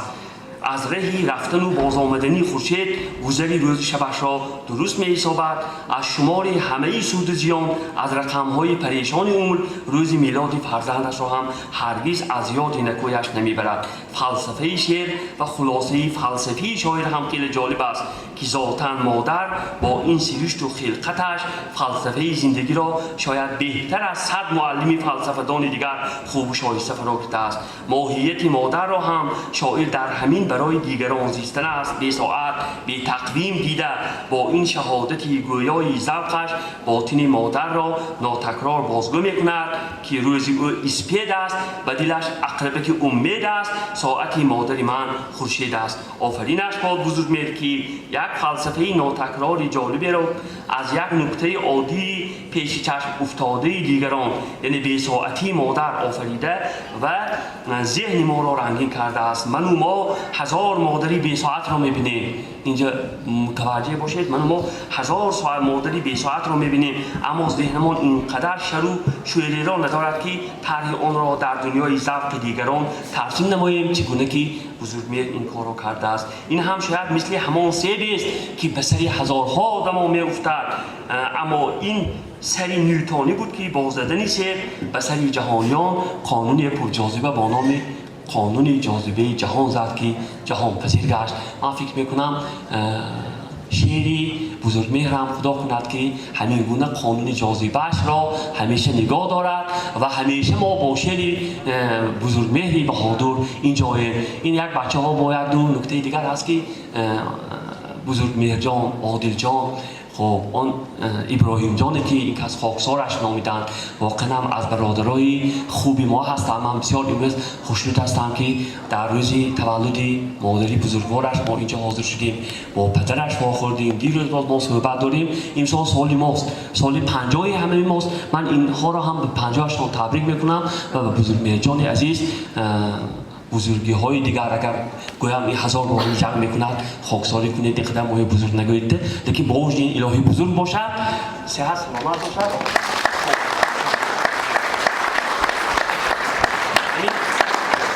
کتابی ما که با همراهی خواهر بزرگم پروفسور مطلوبی میرزایی‌نوس سال گذشته چاپ کرده بودیم. دیروز هم یک چند نسخه دست من رسید و من همین نسخه ای که به دستم رسید یکمش را خواستم که به همین جشن سخن و جشن سخنی بزرگمهر بیارم و همین کتاب را در همین روز تقدیم نمایم، چون میدونم که خودی بزرگمهر جان همچون دانشیار اسپیرانتی اکادمی علم‌های تاجیکستان سری موضوعی شعر بزرگترین نابغه شعر تاجیک کمال خوجندی تحقیقات میبرد و فکر میکنم همین کتاب بهتر که در کتابخانه البته از کتاب‌های وی پایان‌تر است تقدیم میکنم. و این دیگر کتاب مجموعه اشعار استاد لایق که به زبان روسی ترجمه شده است و همه ترجمه‌های استاد لایق در همین کتاب فراهم آورده است.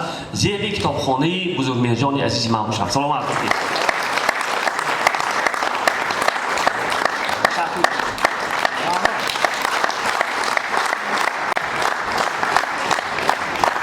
دوستان از استاد تشکر میکنم. استاد واقعا اگر کسی در فیسبوک فعال باشد میبیند که استاد سبحانی اعظمزاد در مسائل حساس، در ما چند مسئله حساس است، بسیار مسئله حساس در مسئله ملت شناسی در مسئله فرهنگ ما بسیار است، اما یک مسئله خیلی نازک است که زبان است.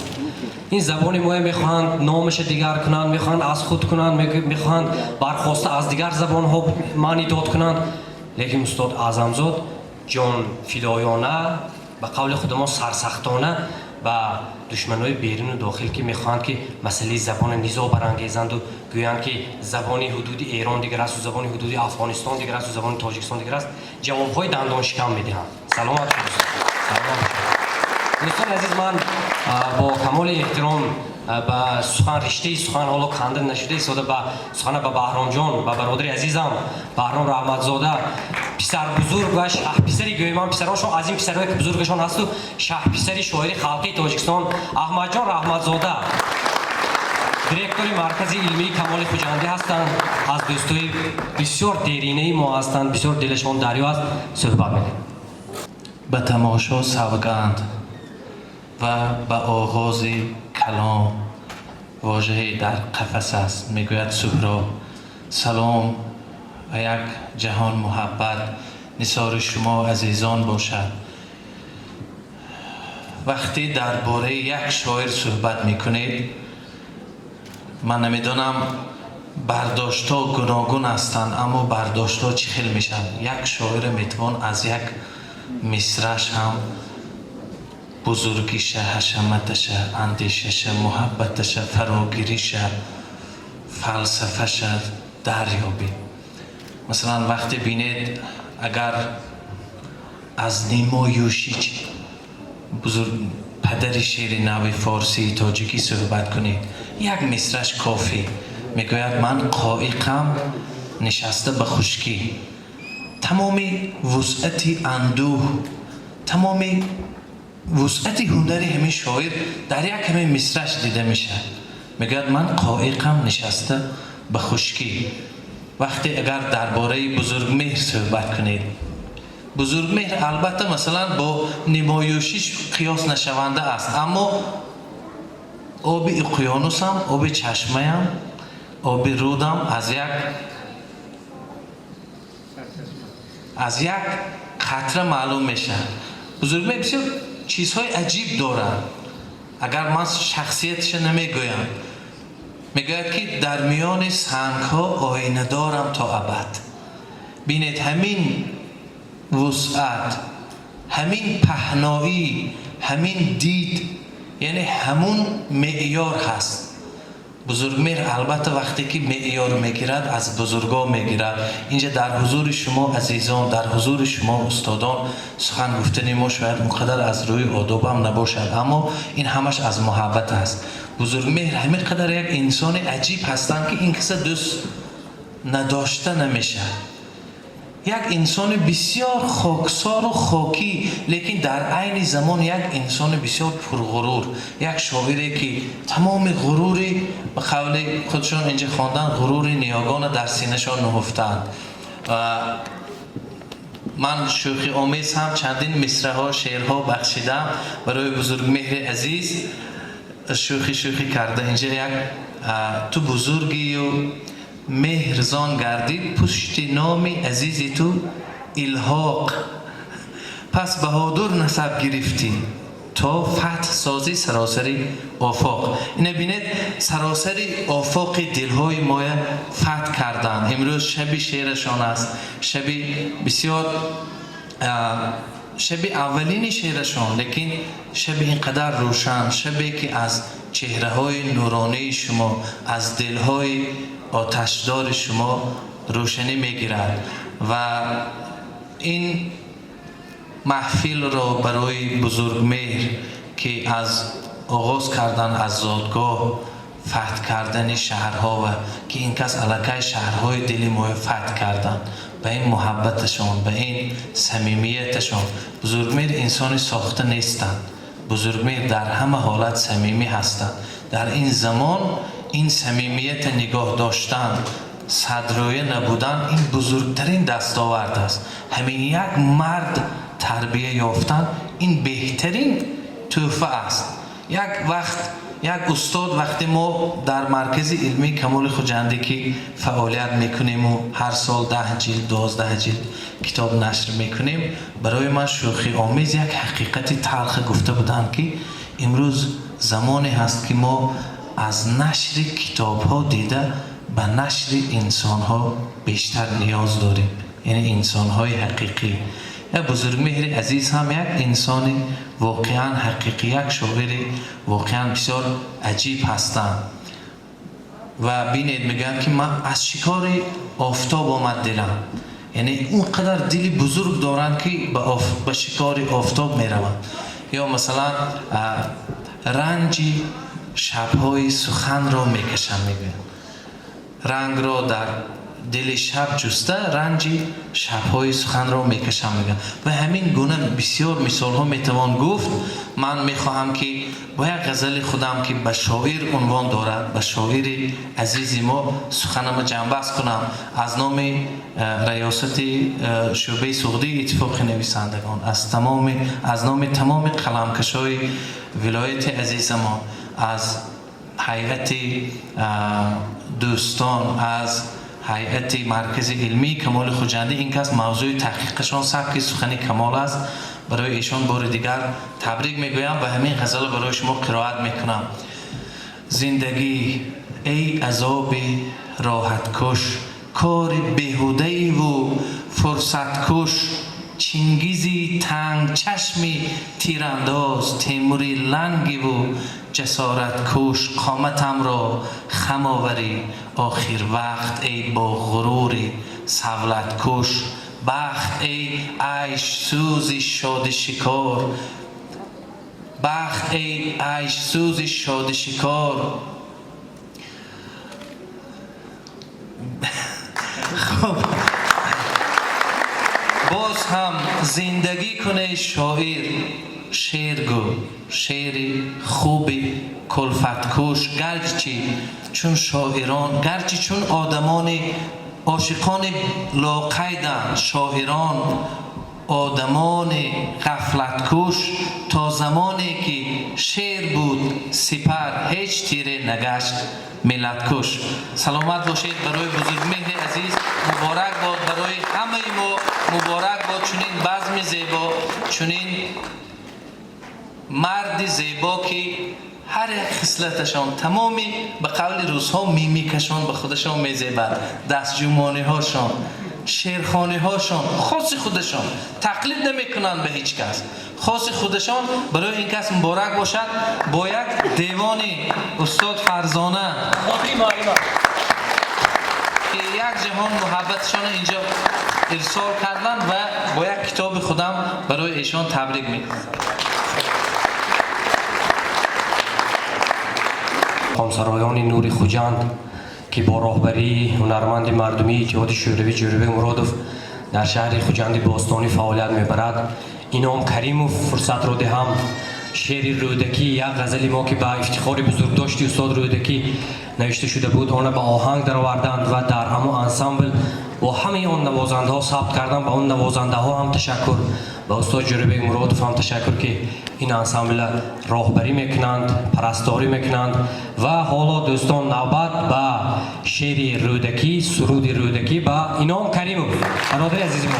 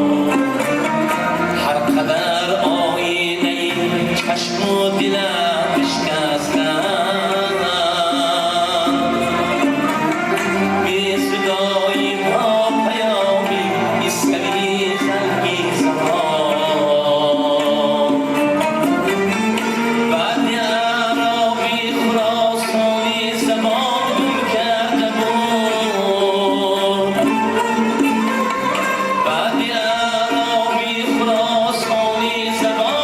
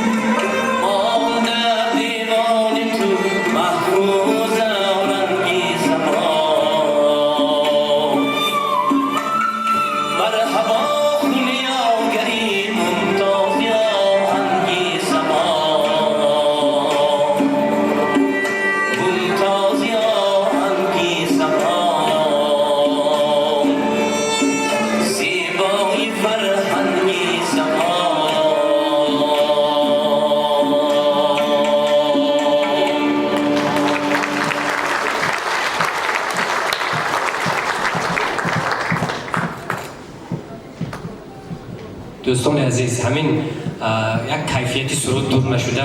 با اجازه شما من خورشید قابل زاده برادری عزیز ما رو خوانم که سرودی دعا، نام سرود دعا است، بخشیده به مادر است.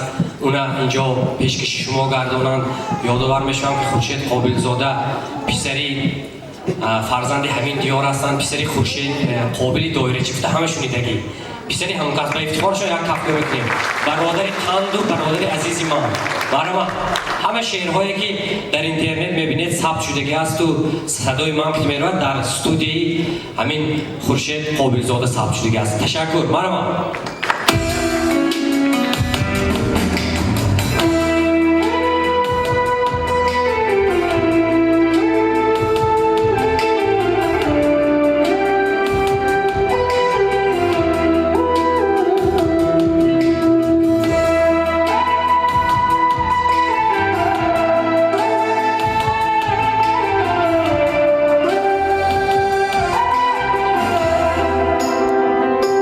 Ayağıma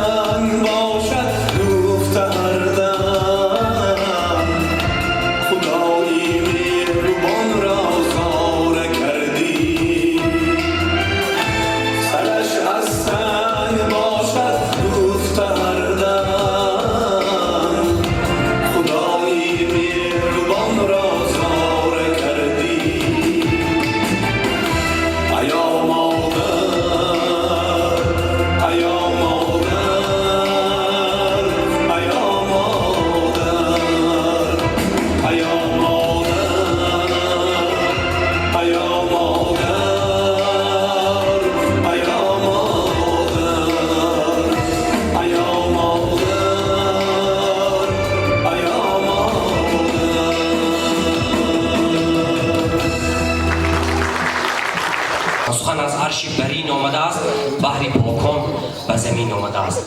به همین خاطر من از ایشان تشکر گفته سه بانو را به صحنه میخوانم که سخن کنند، چون از راههای دور رسیده آمدند. فرصت هم که هست میخوام هر سهشان یک جای صحبت کنند و باید گفته گذارم که بعد از سه بانو اینها هم عالمه هستند، همه دانشمند هستند. وقتی که صحبت میکنند بعدا من درباره زن و عشق و جوانی چند شعر میخونم و بعدا دوستی عزیزی من، برادر بزرگی عزیزی من دمیربک عالموف به خاطر عشق به خاطر بانوها چند سرودی عجیب میخونم. حالا من به صحنه میخوام که دعوت کنم معلم عزیزم صاحبی سرسخنی کتاب بهار آوردن آسان نیست، انظورت ملکزاد، انظورت ملکزاد سمرقندی. ایشان از سمرقند هستند به افتخارشون.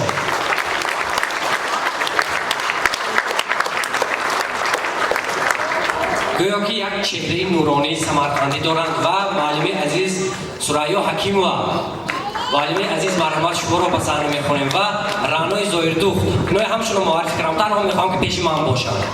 مرحمت معلم جان عزیز، مرحمت.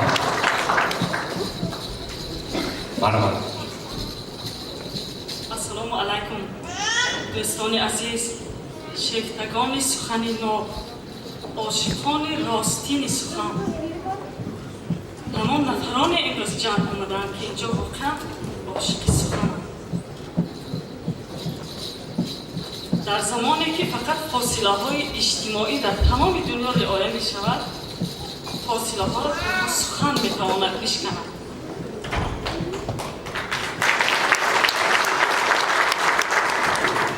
ما محققا فقط یادداشت میکنیم، می نویسیم، به دلیل گپ نمیزنیم. و قول حضرت جامی سخن مایه سحر و افسون بود و تخصیص وقتی که موهوم بود، وقتی که همین پاندمی فراگیر تمام جهان را فرا گرفت، همه مردم درباره سیرپیاز گفتند، سیرپیاز نطوره، بعدش درباره پیاز تلخ گفتند، درباره انبیر گفتند، درباره یک چیزایی گفتند که مسئولیت بدن بالا میبرد. همونجا شوخی آمیز در یک جلسه شورای علمی که داشتیم در نزد اکادمی گفتم که چرا شما درباره یگانه چیزی که همیشه ایمونیتت مردم ما رو در تمام زمانها بلند نگه داشته است گپ نمیزنید و فراموش کردید. استادای عزیز ما اونجا گفتن که چی هستین؟ گفتم نخود که همین یگانه چیزی که همیشه ایمونیتت مردم ما رو بلند برداشته و بلند نگه داشته است همون فراموش کنید. این یگانه چیزی که ایمونیتت ملت ما رو برداشته است و برداشته میتواند سخن است. سخن ما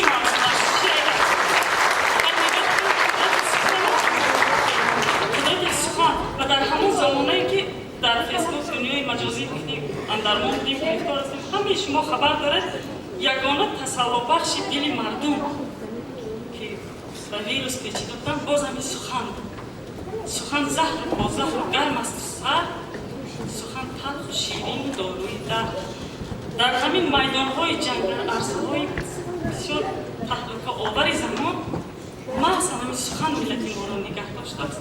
فقط سخن بوده است که ملت ما را نگه داشته است و من امروز خیلی خوشحال هستم، خوشبخت و خوشحال هستم که ملت ما ملت سخن پرور هستند و همیشه در فیسبوک می‌بینم از یک گروه جوانانی که به عرصه ادبیات آمده‌اند، از یک گروه قلمکشانی که هستند، از جمله از طالبی لقمان، خودشان را من اصلا ندیدم، با آنها هم صحبت نشدم، اما پیوسته از فیسبوک می‌خوانم طالبی لقمان، ابراهیم جان دوستایی زاده، بزرگمهر بهادر، باید بزرگمهر دیگر هم هستند، بزرگمهر اندک مایده خیلی هستند، اما بزرگمهر حکیم باشند و بعضی کسایی که مفتونه قاسم و بعضی نفرهای دیگر هستند که من این برداشت خلاصه ما فقط از فیسبوک حاصل کردگی ما میگم، شعر زمانی ما رو میگم، شعر امروزی ما رو میگم و یک قسم دیگر شما مثل بزرگمهر بهادر گاه حکیمانه سخن میگویم، یک نصیحت میکنم، یعنی زمان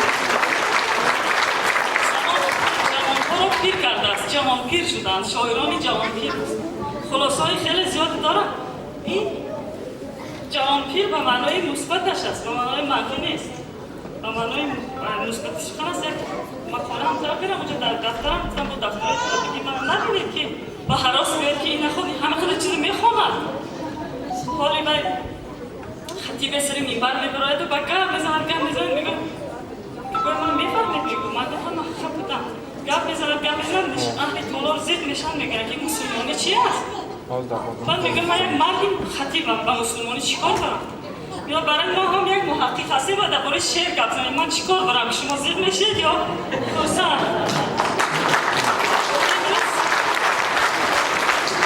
امروز درباره مادر سخن کردیم درباره مادر واقعا همون درباره ایمونیته هم سخن همیشه همراهی ما بوده است همیشه مادر و پند مادر همراه ما بوده است روانشان شاید استاد سلیم شاه حلیم شاه که همکار بودیم در اتفاق نویسنده ها در ادبیات صنعت و یک وقت آموزان گفتن که دخترم من به شما یک گپ میگم و چرا گفتم همین تاجیکای ما پدر ندارن همین تاجیکای ما بی پدرن گفتم چرا استاد این خیلی میگی آخه گفتی همه درباره مادر شعر میگه هیچ کس درباره پدر نمیگه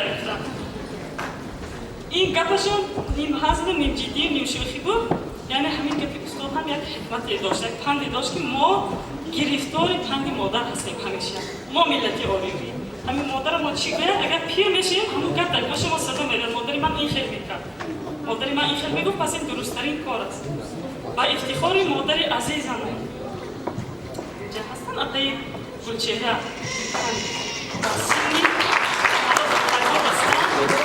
میخواهم یک باید یک چند بیتی استاد خلیل الله خلیلی را خوانم با افتخار شما آدمی را گر خدا آرد نخست آدمیت را کند مادر درست مادری فرخنده شاگرد خداست استادی درسگاهی کیمیاست همین مادر آدمیت سازم همین مادر شعر سازم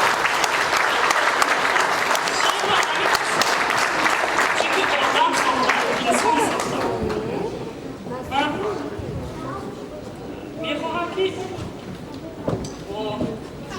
برای آنکه درباره بزرگیت باید گپ میزنم که پای که درباره کس دارم دو دفتر طلبگی اونجا نوشتم ولی بعد میدیم که شما میخونم درباره پیریاشون گفتم که شاعری جوان پیر هستن مثلا میگن که کودکی بازارچه های خواهر من مونده است کودکی در خنده های دادر من مونده است هر سحر آینه رسمی پیری من میکشد کودکی در باغ سبزی مادر من مونده است نخواد شما هم میتوانید بازی کنید ولی جوان هستید فراموش نکنید بازی شعر کنید بعد میخواستم یک چیز دیگه بگم که گفتم که همین دشمنای ملت ما هر چی پربار از سنگ میاندازن همین چیز در نظر گیرید در شعرتان گوید تو همین با ما سنگ انداختن مثلا همین تو همین با ما سنگ زدن و تلاش وارخ کردن به خودش هم درد میشود درباره خودش فکر کنه دائم رشد میکنه همین من این موضوع وارد کردن در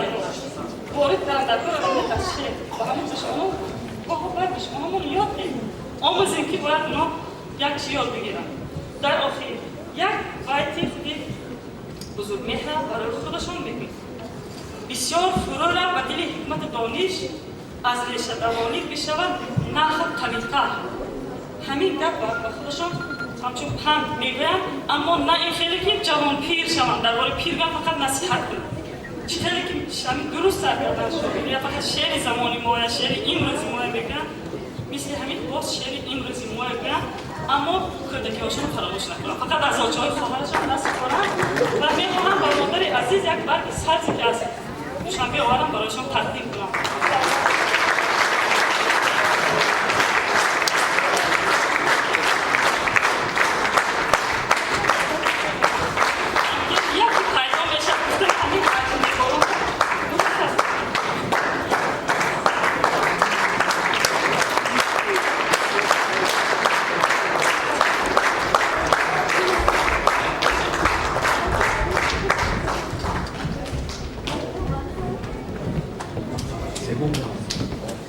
سلام ای نرگسی خوشی سلام روی سفیدی سو سلام ای غمزه صدبرگ بدین پرهیز از هر خوب واقعا این وبا و بلاهایی که به سری بشر آمده با آن همین امروز یک دقیقه و یک ساعت و یک محفل آراسته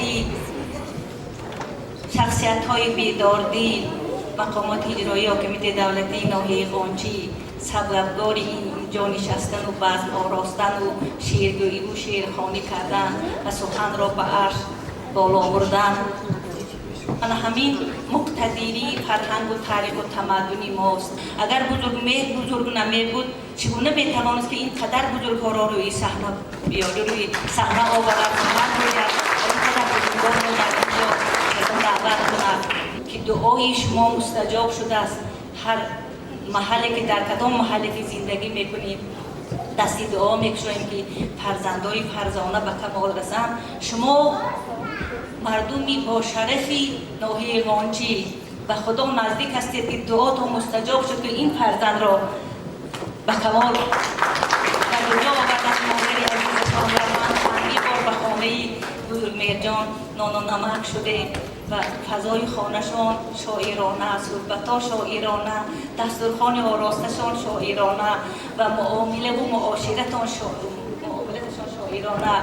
برای همین در بزرگمیر آبروی شاعری را پاس داری به هراس، باطعه مردی بزرگ جایز اخلاص و خلاص و عمری تو بعدی 110 هم بادا بگزند میکند رعنا دعا از جان قبول کن التماس.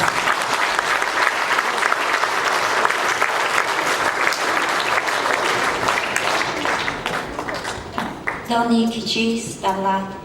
دیدار یار دیدن، در کوی او گدایی بر خسروی گزیدن، از جان طمع بریدن آسان بود ولیکن از دوستان جانی مشکل توان بریدن.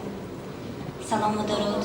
واقعا بزرگمهر فروغ فرخزاد میگویند متاسفانه در بسیار مورد شاعرها فقط در شعرهاشان شاعرند، در زندگی هاشان شاعر نیستند و آشنایی با بزرگمهر من همین سر را آشکار کرد که واقعا هم بزرگمهر هم در شعرش شاعر است، هم در زندگیش شاعر است و انا همین تخیل و خیالهای شاعرانه، زندگی شاعرانه میخواهم که همیشه همسفر و همردیف زندگیش باشد و وقتی که از نوشته های بزرگمهر میخوانیم واقعا هم با آینده شعر تاجیک با نظر نیک مینگریم و واقعا هم میگوییم که شعر تاجیک فرزندهای سزاوار خودش دارد که امروز در شمار بسیار دوستان ارجمند ما برایتان قلم سبز، سر بلند، سعادت عائلوی، سرسبزی و بیش از همه سرافرازی را تمنا دارم. بگذار شهرتی قلمتان جهانگیر باشد و تاجیکستان را در عرصه بین المللی معرفی کنید. امروز جشن است، امروز عید شما است و میگویم عید شد بخرام تا مدهوش و حیرانت شوم. خنجری عاشق کش برکش که قربانت شوم. قتل عاشق را مناسب نیست شمشیر اجل، سوی من بین تا هلاکی تیر مژگانت شوم. مبارک باشد.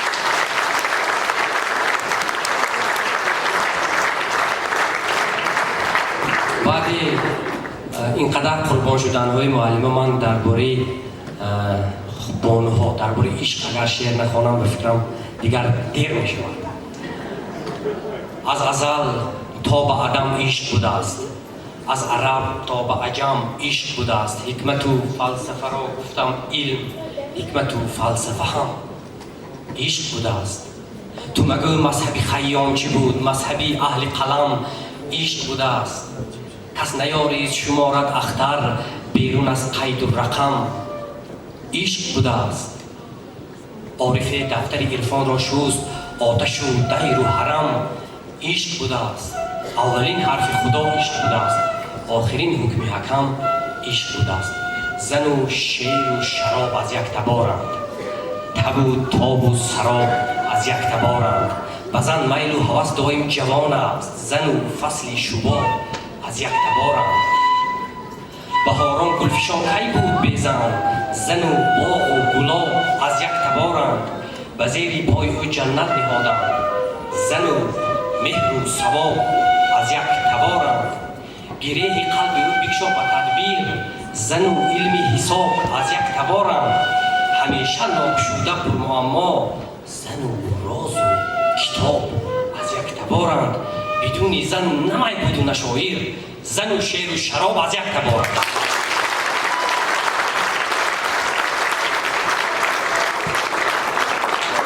اگر زن دوست دارد در رگی او خون نمی‌گنجد. اگر زن دوست دارد در رگی او خون نمی‌گنجد. دل لبریز احساسش بسد هامون نمی‌گنجد. اگرچه عاشقانش دعوی مجنون شدن دارند، جنونی زن ولی در پیکری مجنون نمی‌گنجد. به هر جای زن آید عشق آنجا دیر می‌پاید. دل لبریز احساسش بسد هامون نمی‌گنجد. نیابی ره به قلبی زن به یک جو هم نمی‌گیرد. بجز مهری تو در جانش زری قارون نمی‌گنجد. بجز مهری تو در جانش زری قارون نمی‌گنجد. همه شیر و ازل از او، همه راضی ازل از او، ولی زن خود به یک طالب به یک قانون نمی‌گنجد.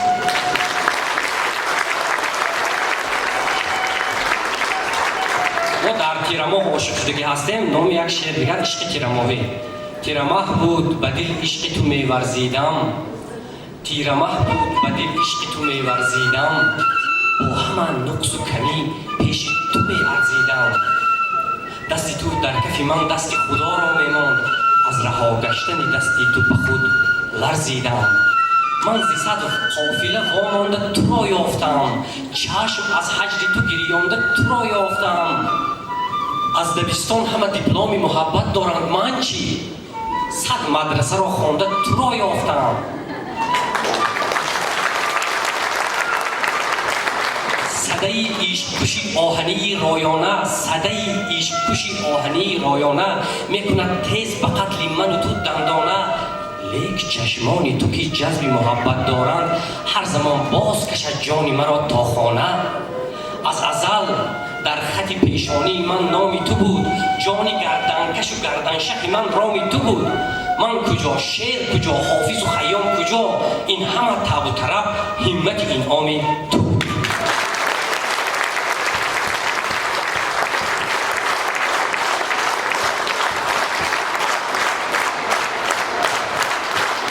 من که قصبه میدونستم عشق بالاتر رو میگریفتم برنامه اما یک شعر دیگر میخونم با نام روزشبکان. همه روزشبکان بازی کردگی است.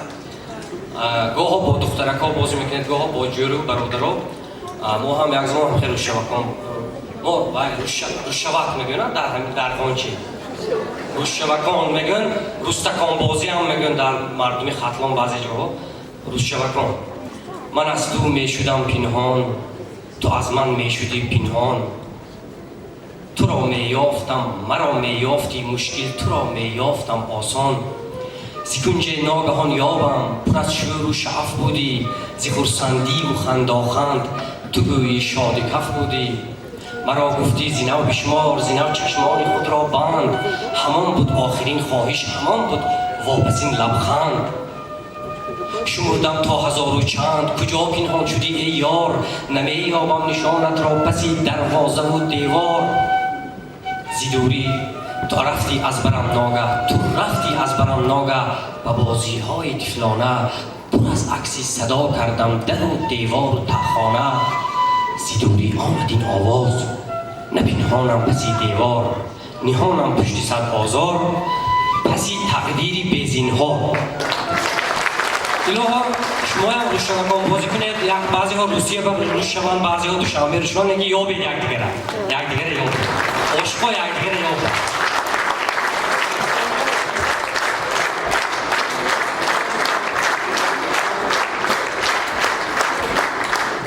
عزیز حالا نوبت به دمیربگ علیموف، هنرمند محبوب، هنرمندی که شعرش سرودهایش از فولکلوری مردم آب میخورد و میدونید فرزندی باتور علیموف که از سراینده های شناخته دیار ما هستند. ای پدر جانم دعایت مستجاب. اون شعر وقتی که اون سروده میخونند دل کس آب میشود. باتور علیموف فرزندشان دمیربگ علیموف هم این سروده بازخوانی کردند و افتخارشان سراینده انسامبلی نوری توجه شما. ما گل ناوردیم، ما پول آوردگی. هر آنچه که ما خواستیم نهان می شود، هر آنچه که خدا خواست تمام می شود. خداوند خواست که همین روز بزرگ میجان همه ما جمع کند. خدا بشکر من دیده به دیدار رسیدیم انا خدا خواهد 30 سالگی استقلالیت آغاز کرده دادید انشاءالله من با فرهنگ با شعر با سرود خدا خواهد همه خیر رفتن گیرد آسمان تاجیکستان همیشه صاف باشد تنجی باشد جنگ نشود فقط همه خیر محفل ها با آماده اشتراک کردن گیریم این بیماری ها خداوند دور کند بیماری ها به خداوند شفای کامل عطا فرماید اگر تمام نیروی دنیا رو جمع کنه 5 دقیقه وقتا ما عاقبه گردانده نمیشود اینا اینشتین گفتگی برای همین همتون وقت قیمت خودتون رو صرف کرده امروز همین دیاری ما با آمدتان از پایتخت کشور انا خورشیدکا با دیگر دوستای بزرگ میجان آمدگی فرزان جان همراه دوستاشون از شهر خوجند آمدگی دیگر مهمان همتون خوش آمدید میگوییم قدماتون نوری چشم ما بسیار از دیدار شما شاد هستیم خیلی بزرگ میجان ما شما تبریک میکنم اینجا ما گپ زدن ما کمتر میترسیم اینجا همه اهل سخن و اهل قلم هستن ما شما تمنا دارم که الهی قلمتون فقط تیز باشد موفق باشید جز دعا نگویم که رودکی کفته است 100 سال بزید 1000 سال بزید و شعراتون 1000 بدرود و همین سرودنک های ما هم 500 سال اون بینن خیلی ما خرسند میشه ما یک تا سرود میخوندی بودم بزرگ میجان خواهش کردم که دو تا کفته خیلی معنیش کن طاقت میکنی تانده یا چیکار کنیم مرحبا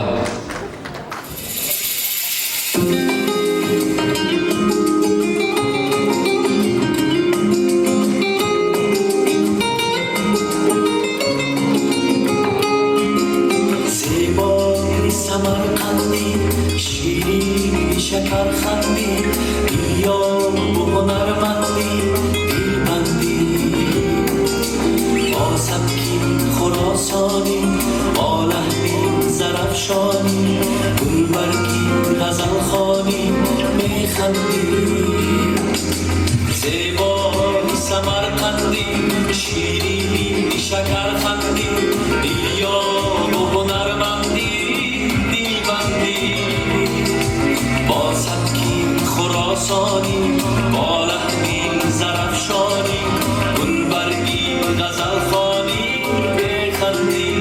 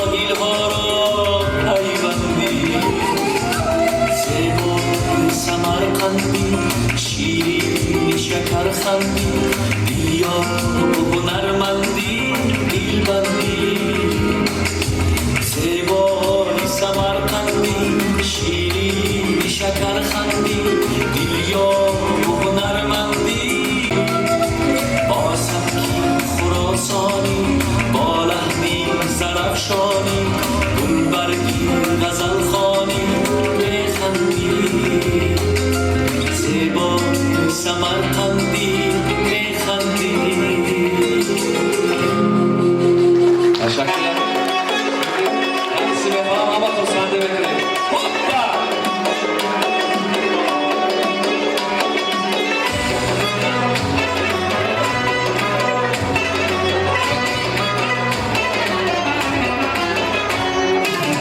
آمدی گل به سر و گل به پر و گل به قدم آمدی سر به دری خانه در بسته زدم آمدی سوی من زار درت باز نشد دل تو با دل من هیچ هم آواز نشد آمدی سوی من زار درت باز نشد دل تو با دل من هیچ هم آواز نشد چی بناز تو از آن راهی دراز آمده ای تو از آن راهی دراز چی بناز آمده ای چی بناز تو از آن راهی دراز آمده ای تو از آن راهی دراز چی بناز آمده ای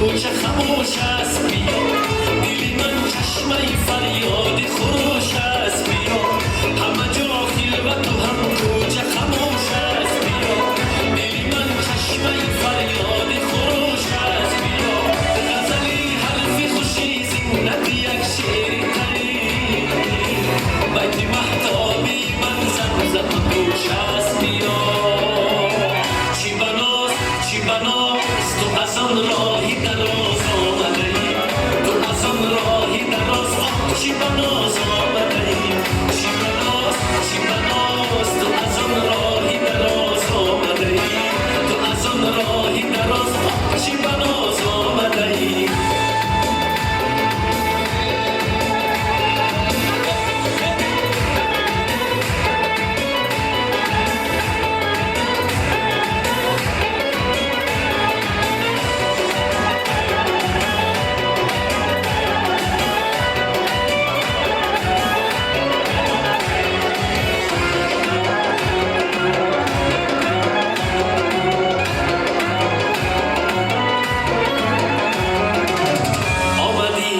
سر و گل به پر و گل به قدم آمدی سر به دری خانه در بسته زدم آمدی سوی منی زار درت باز نشد دل تو با دل من هم آواز نشد آمدی سوی منی زار درت باز نشد دل تو با دل من هم آواز نشد چی بناز تو از آن راهی دراز آمده ای تو از آن راهی دراز چی بناز آمده ای چی بناز تو از آن راهی دراز آمده ای تو از آن راهی دراز چی بناز آمده ای تشکر زیاد ما اینجا میبخشید تلفنمو گرفتم شعر نوشته برامده این دیگه جا در آمده من خودم کمتر گم کردم میبخشید بزرگ جان ما یک روزی بزرگ میجا مصرف کردیم ما گفتم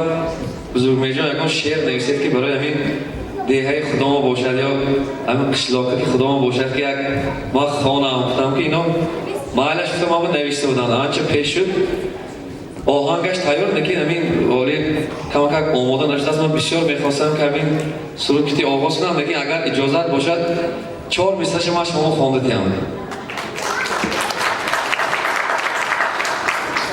از پدر باقی درخت ها یادگار در کنار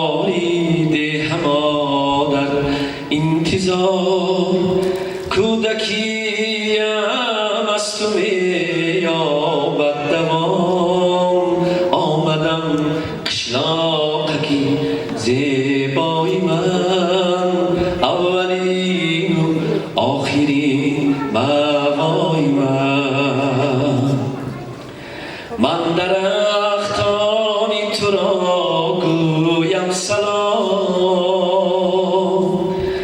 بشنوم از شاخه های تو پیام کودکیم از تو مییابد دوام آمدم قشلاقکی زیبایی من اولین و آخری موای من آمدم قشلاقکی زیبای من اولین و آخری موای من.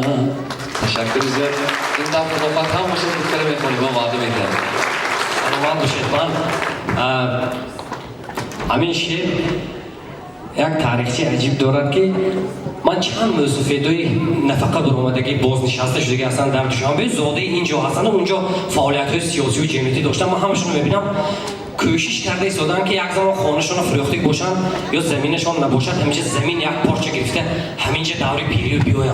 این مگنیتش از آهن ربا میگن تاجیک میکشن. آمدم ای دهه زیبای من اولین و آخرین موای من. سلامت باشید و افتخار شد.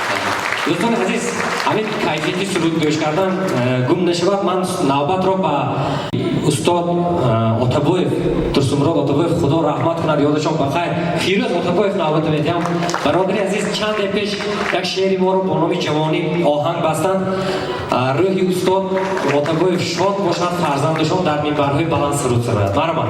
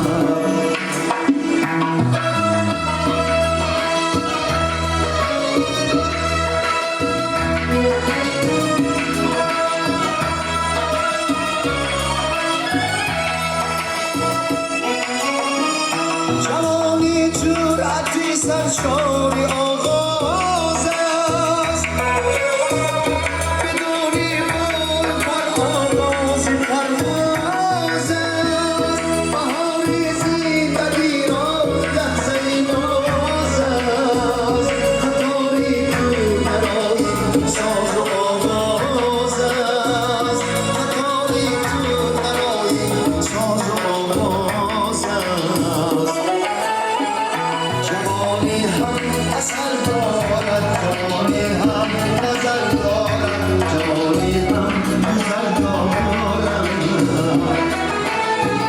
جوانی هم نظر دارد جوانی هم اصل دارد جوانی هم نظر دارد جوانی هم اصل دارد جوانی هم گذر دارد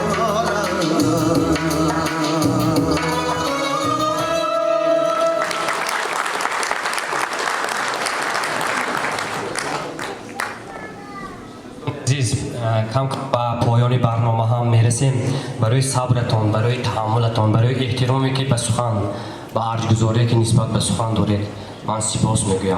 الهی روی سخن، روی پیران سخن همه شما را مددگار باشد.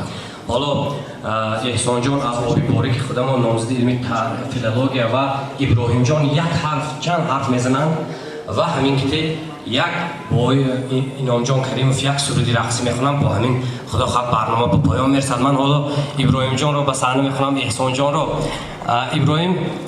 ابراهیم عزیز ما دوستی بسیار قدردان من هستند که شعرهای مرا به روسی، انگلیسی و خطایی چینی ترجمه کرده هستند. حاضر شاید یکم نمونه از شعرهای چینی من هم شاید اینجا شنویم.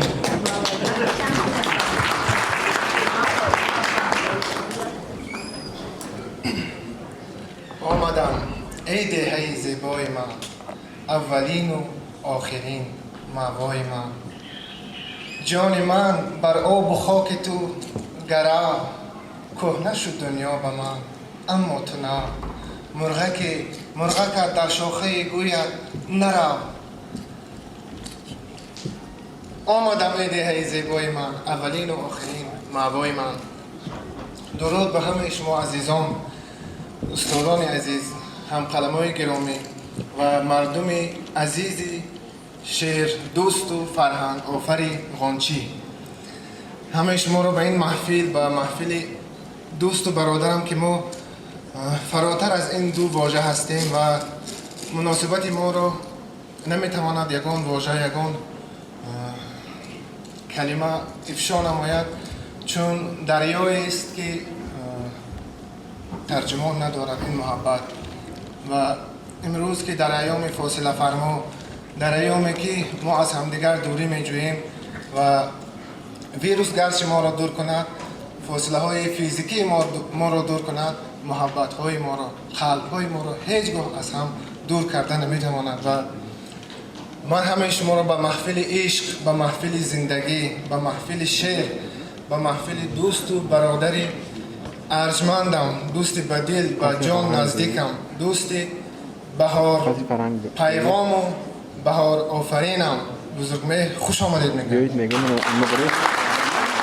میگن که دلی نومید را امید بخشیم، دلی به نور را خورشید بخشیم، به ماتم خون کرده جان آدم به حرف خوش پیام عید بخشیم. این روز ما را پیام عید بخشیدن و این محفل مبارک باشد و نمونه از همان شعری که نوک خواندیم. و خونیده شو و سونیده انجون تیندا یی تاوین سینسی و ده تونیان جان زینی شنشان یانشی و لیلا او و میلیده سونجان و ده دیگه ایشی توی خود دیفن. من میتوانم با دیگر زبان ها هم بگویم، اما محبت من تنها با زبان دلم با دوست عزیزم افشا میگردد و با زبان دلم. و من امروز را برای پدر و مادر عزیز خودم، برای عیه جانم، برای عمک جانم مبارکباد میگم و سر تعظیم به پیششان فرود میارم که برای من چنین دوست بی‌نظیری را تقدیم نمودم.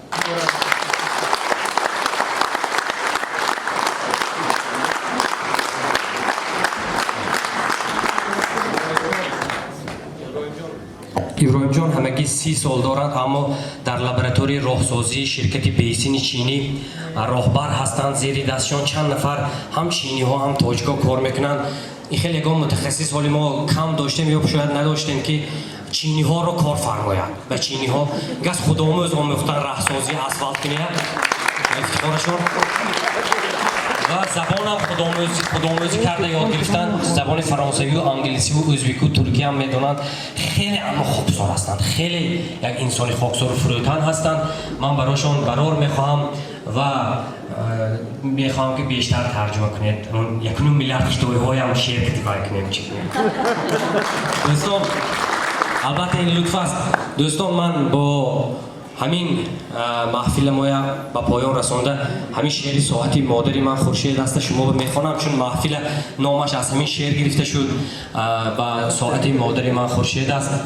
اول یک غزل با نام خانه زن نیست. الهی در خانه هیچ کس بیزنی نباشد، بیپولی و بینانی باشد و بیزنی نباشد. خانه زن نیست، روشن نیست. خانه زن نیست، گلخن نیست. خانه بیزن تنگ و تاریک است. خانه بیزن تنگ و تاریک است، بیچراغش نوری روزن نیست. شهگلی باغی دلی ما اوست، بی حضورش فیض گلشن نیست. گنج ما مهری زن است و بس، ورنه در ما گنج و مخزن نیست. گنج ما مهری زن است و بس، ورنه در ما گنج و مخزن نیست. عشق زن یک بار آبم کرد، قلب من آخر ز آهن نیست. یک زمان نشنوم از کس، دوستان در خانه هم زن نیست. یک زمان نشنوم از کس، دوستان در خانه هم زن نیست. از یتیم نشنوم ای کاش، صد دریغ و مادری من نیست. خیش را در خانه گم کردیم، خانه زن نیست، سوزن نیست. دوستان این همون برگرفته از مسئله مردم است. خانه زن نیست، سوزن نیست. از همون خیلی یک غزل ساختیم. باز این شعر شما است، بینید باز شعر شما است. ساعتی خانه ما خوابیده است، مادرم بی تقویم، مادرم بی ساعت. سرحسابی همه سرحسابی گرهی تاب و تبش میداند. از رهی رفتن و باز آمدنی خورشید.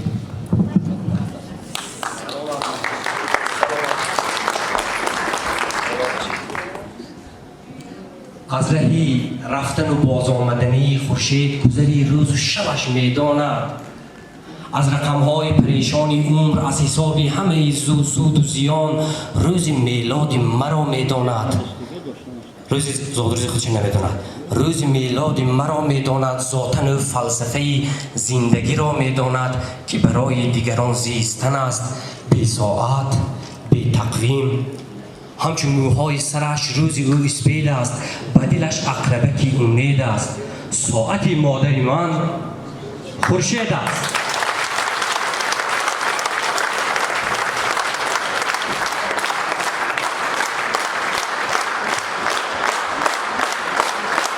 استاد شریف جان تاجیبویف بار دیگر خوش آمدند. استاد سیدوران سیدوف بار دیگر خوش آمدند. عبدالصمد عزیز از گوجند باستان خوش آمدند. همه دوستان میبخشید اگر مبادا کسی را فراموش کردم، بسیار معذور هستم، هیجان زده هستم. و حالا برای بیاید یک بار دیگر رقص کنیم نوبت و سرود نوروز، چون هر روزتان نوروز بود، نوروزتان فیروز بود. میگن امروز نوروز است، هرچند نوروز بر وقت گذشته است اما هر روزتان نوروز بود که گفته است. امروز نوروز است. سرود نوروز یک سرود رقصی در اجرای اینام کریموف. مرحبا. پیداست که اهریمن مغلوبی اهورا شد، از نور زیای حق آینه مجلا شد. وارست از تنهایی منها همگی ما شد. وارست از تنهایی منها همگی ما شد. دلها بری دلهایم، دل داده سراپا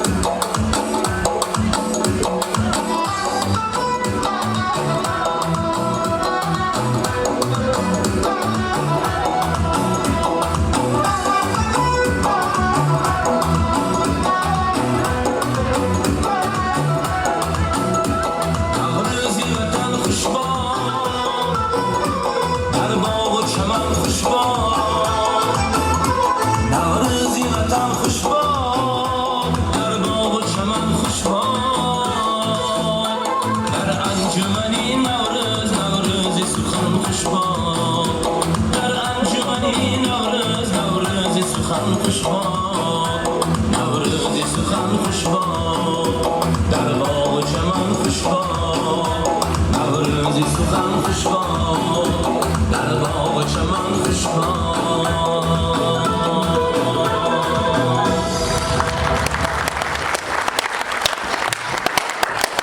دوستان این دمی خوش هم گذشت و باز هم خواهد گذشت.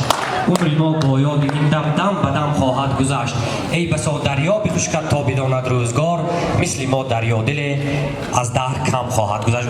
رئیسان محترم، استادای عزیز، همه عزیزانی که به خاطر سخن بازم، به خاطر استاد رودکی، به خاطر استاد عینی، به خاطر استاد لایق، به خاطر استاد بازار صابر، به خاطر استاد مومن قناعت، به خاطر همه عزیزان اینجا آمده تشکر. به خاطر سخن سپاس، به همتون سپاس.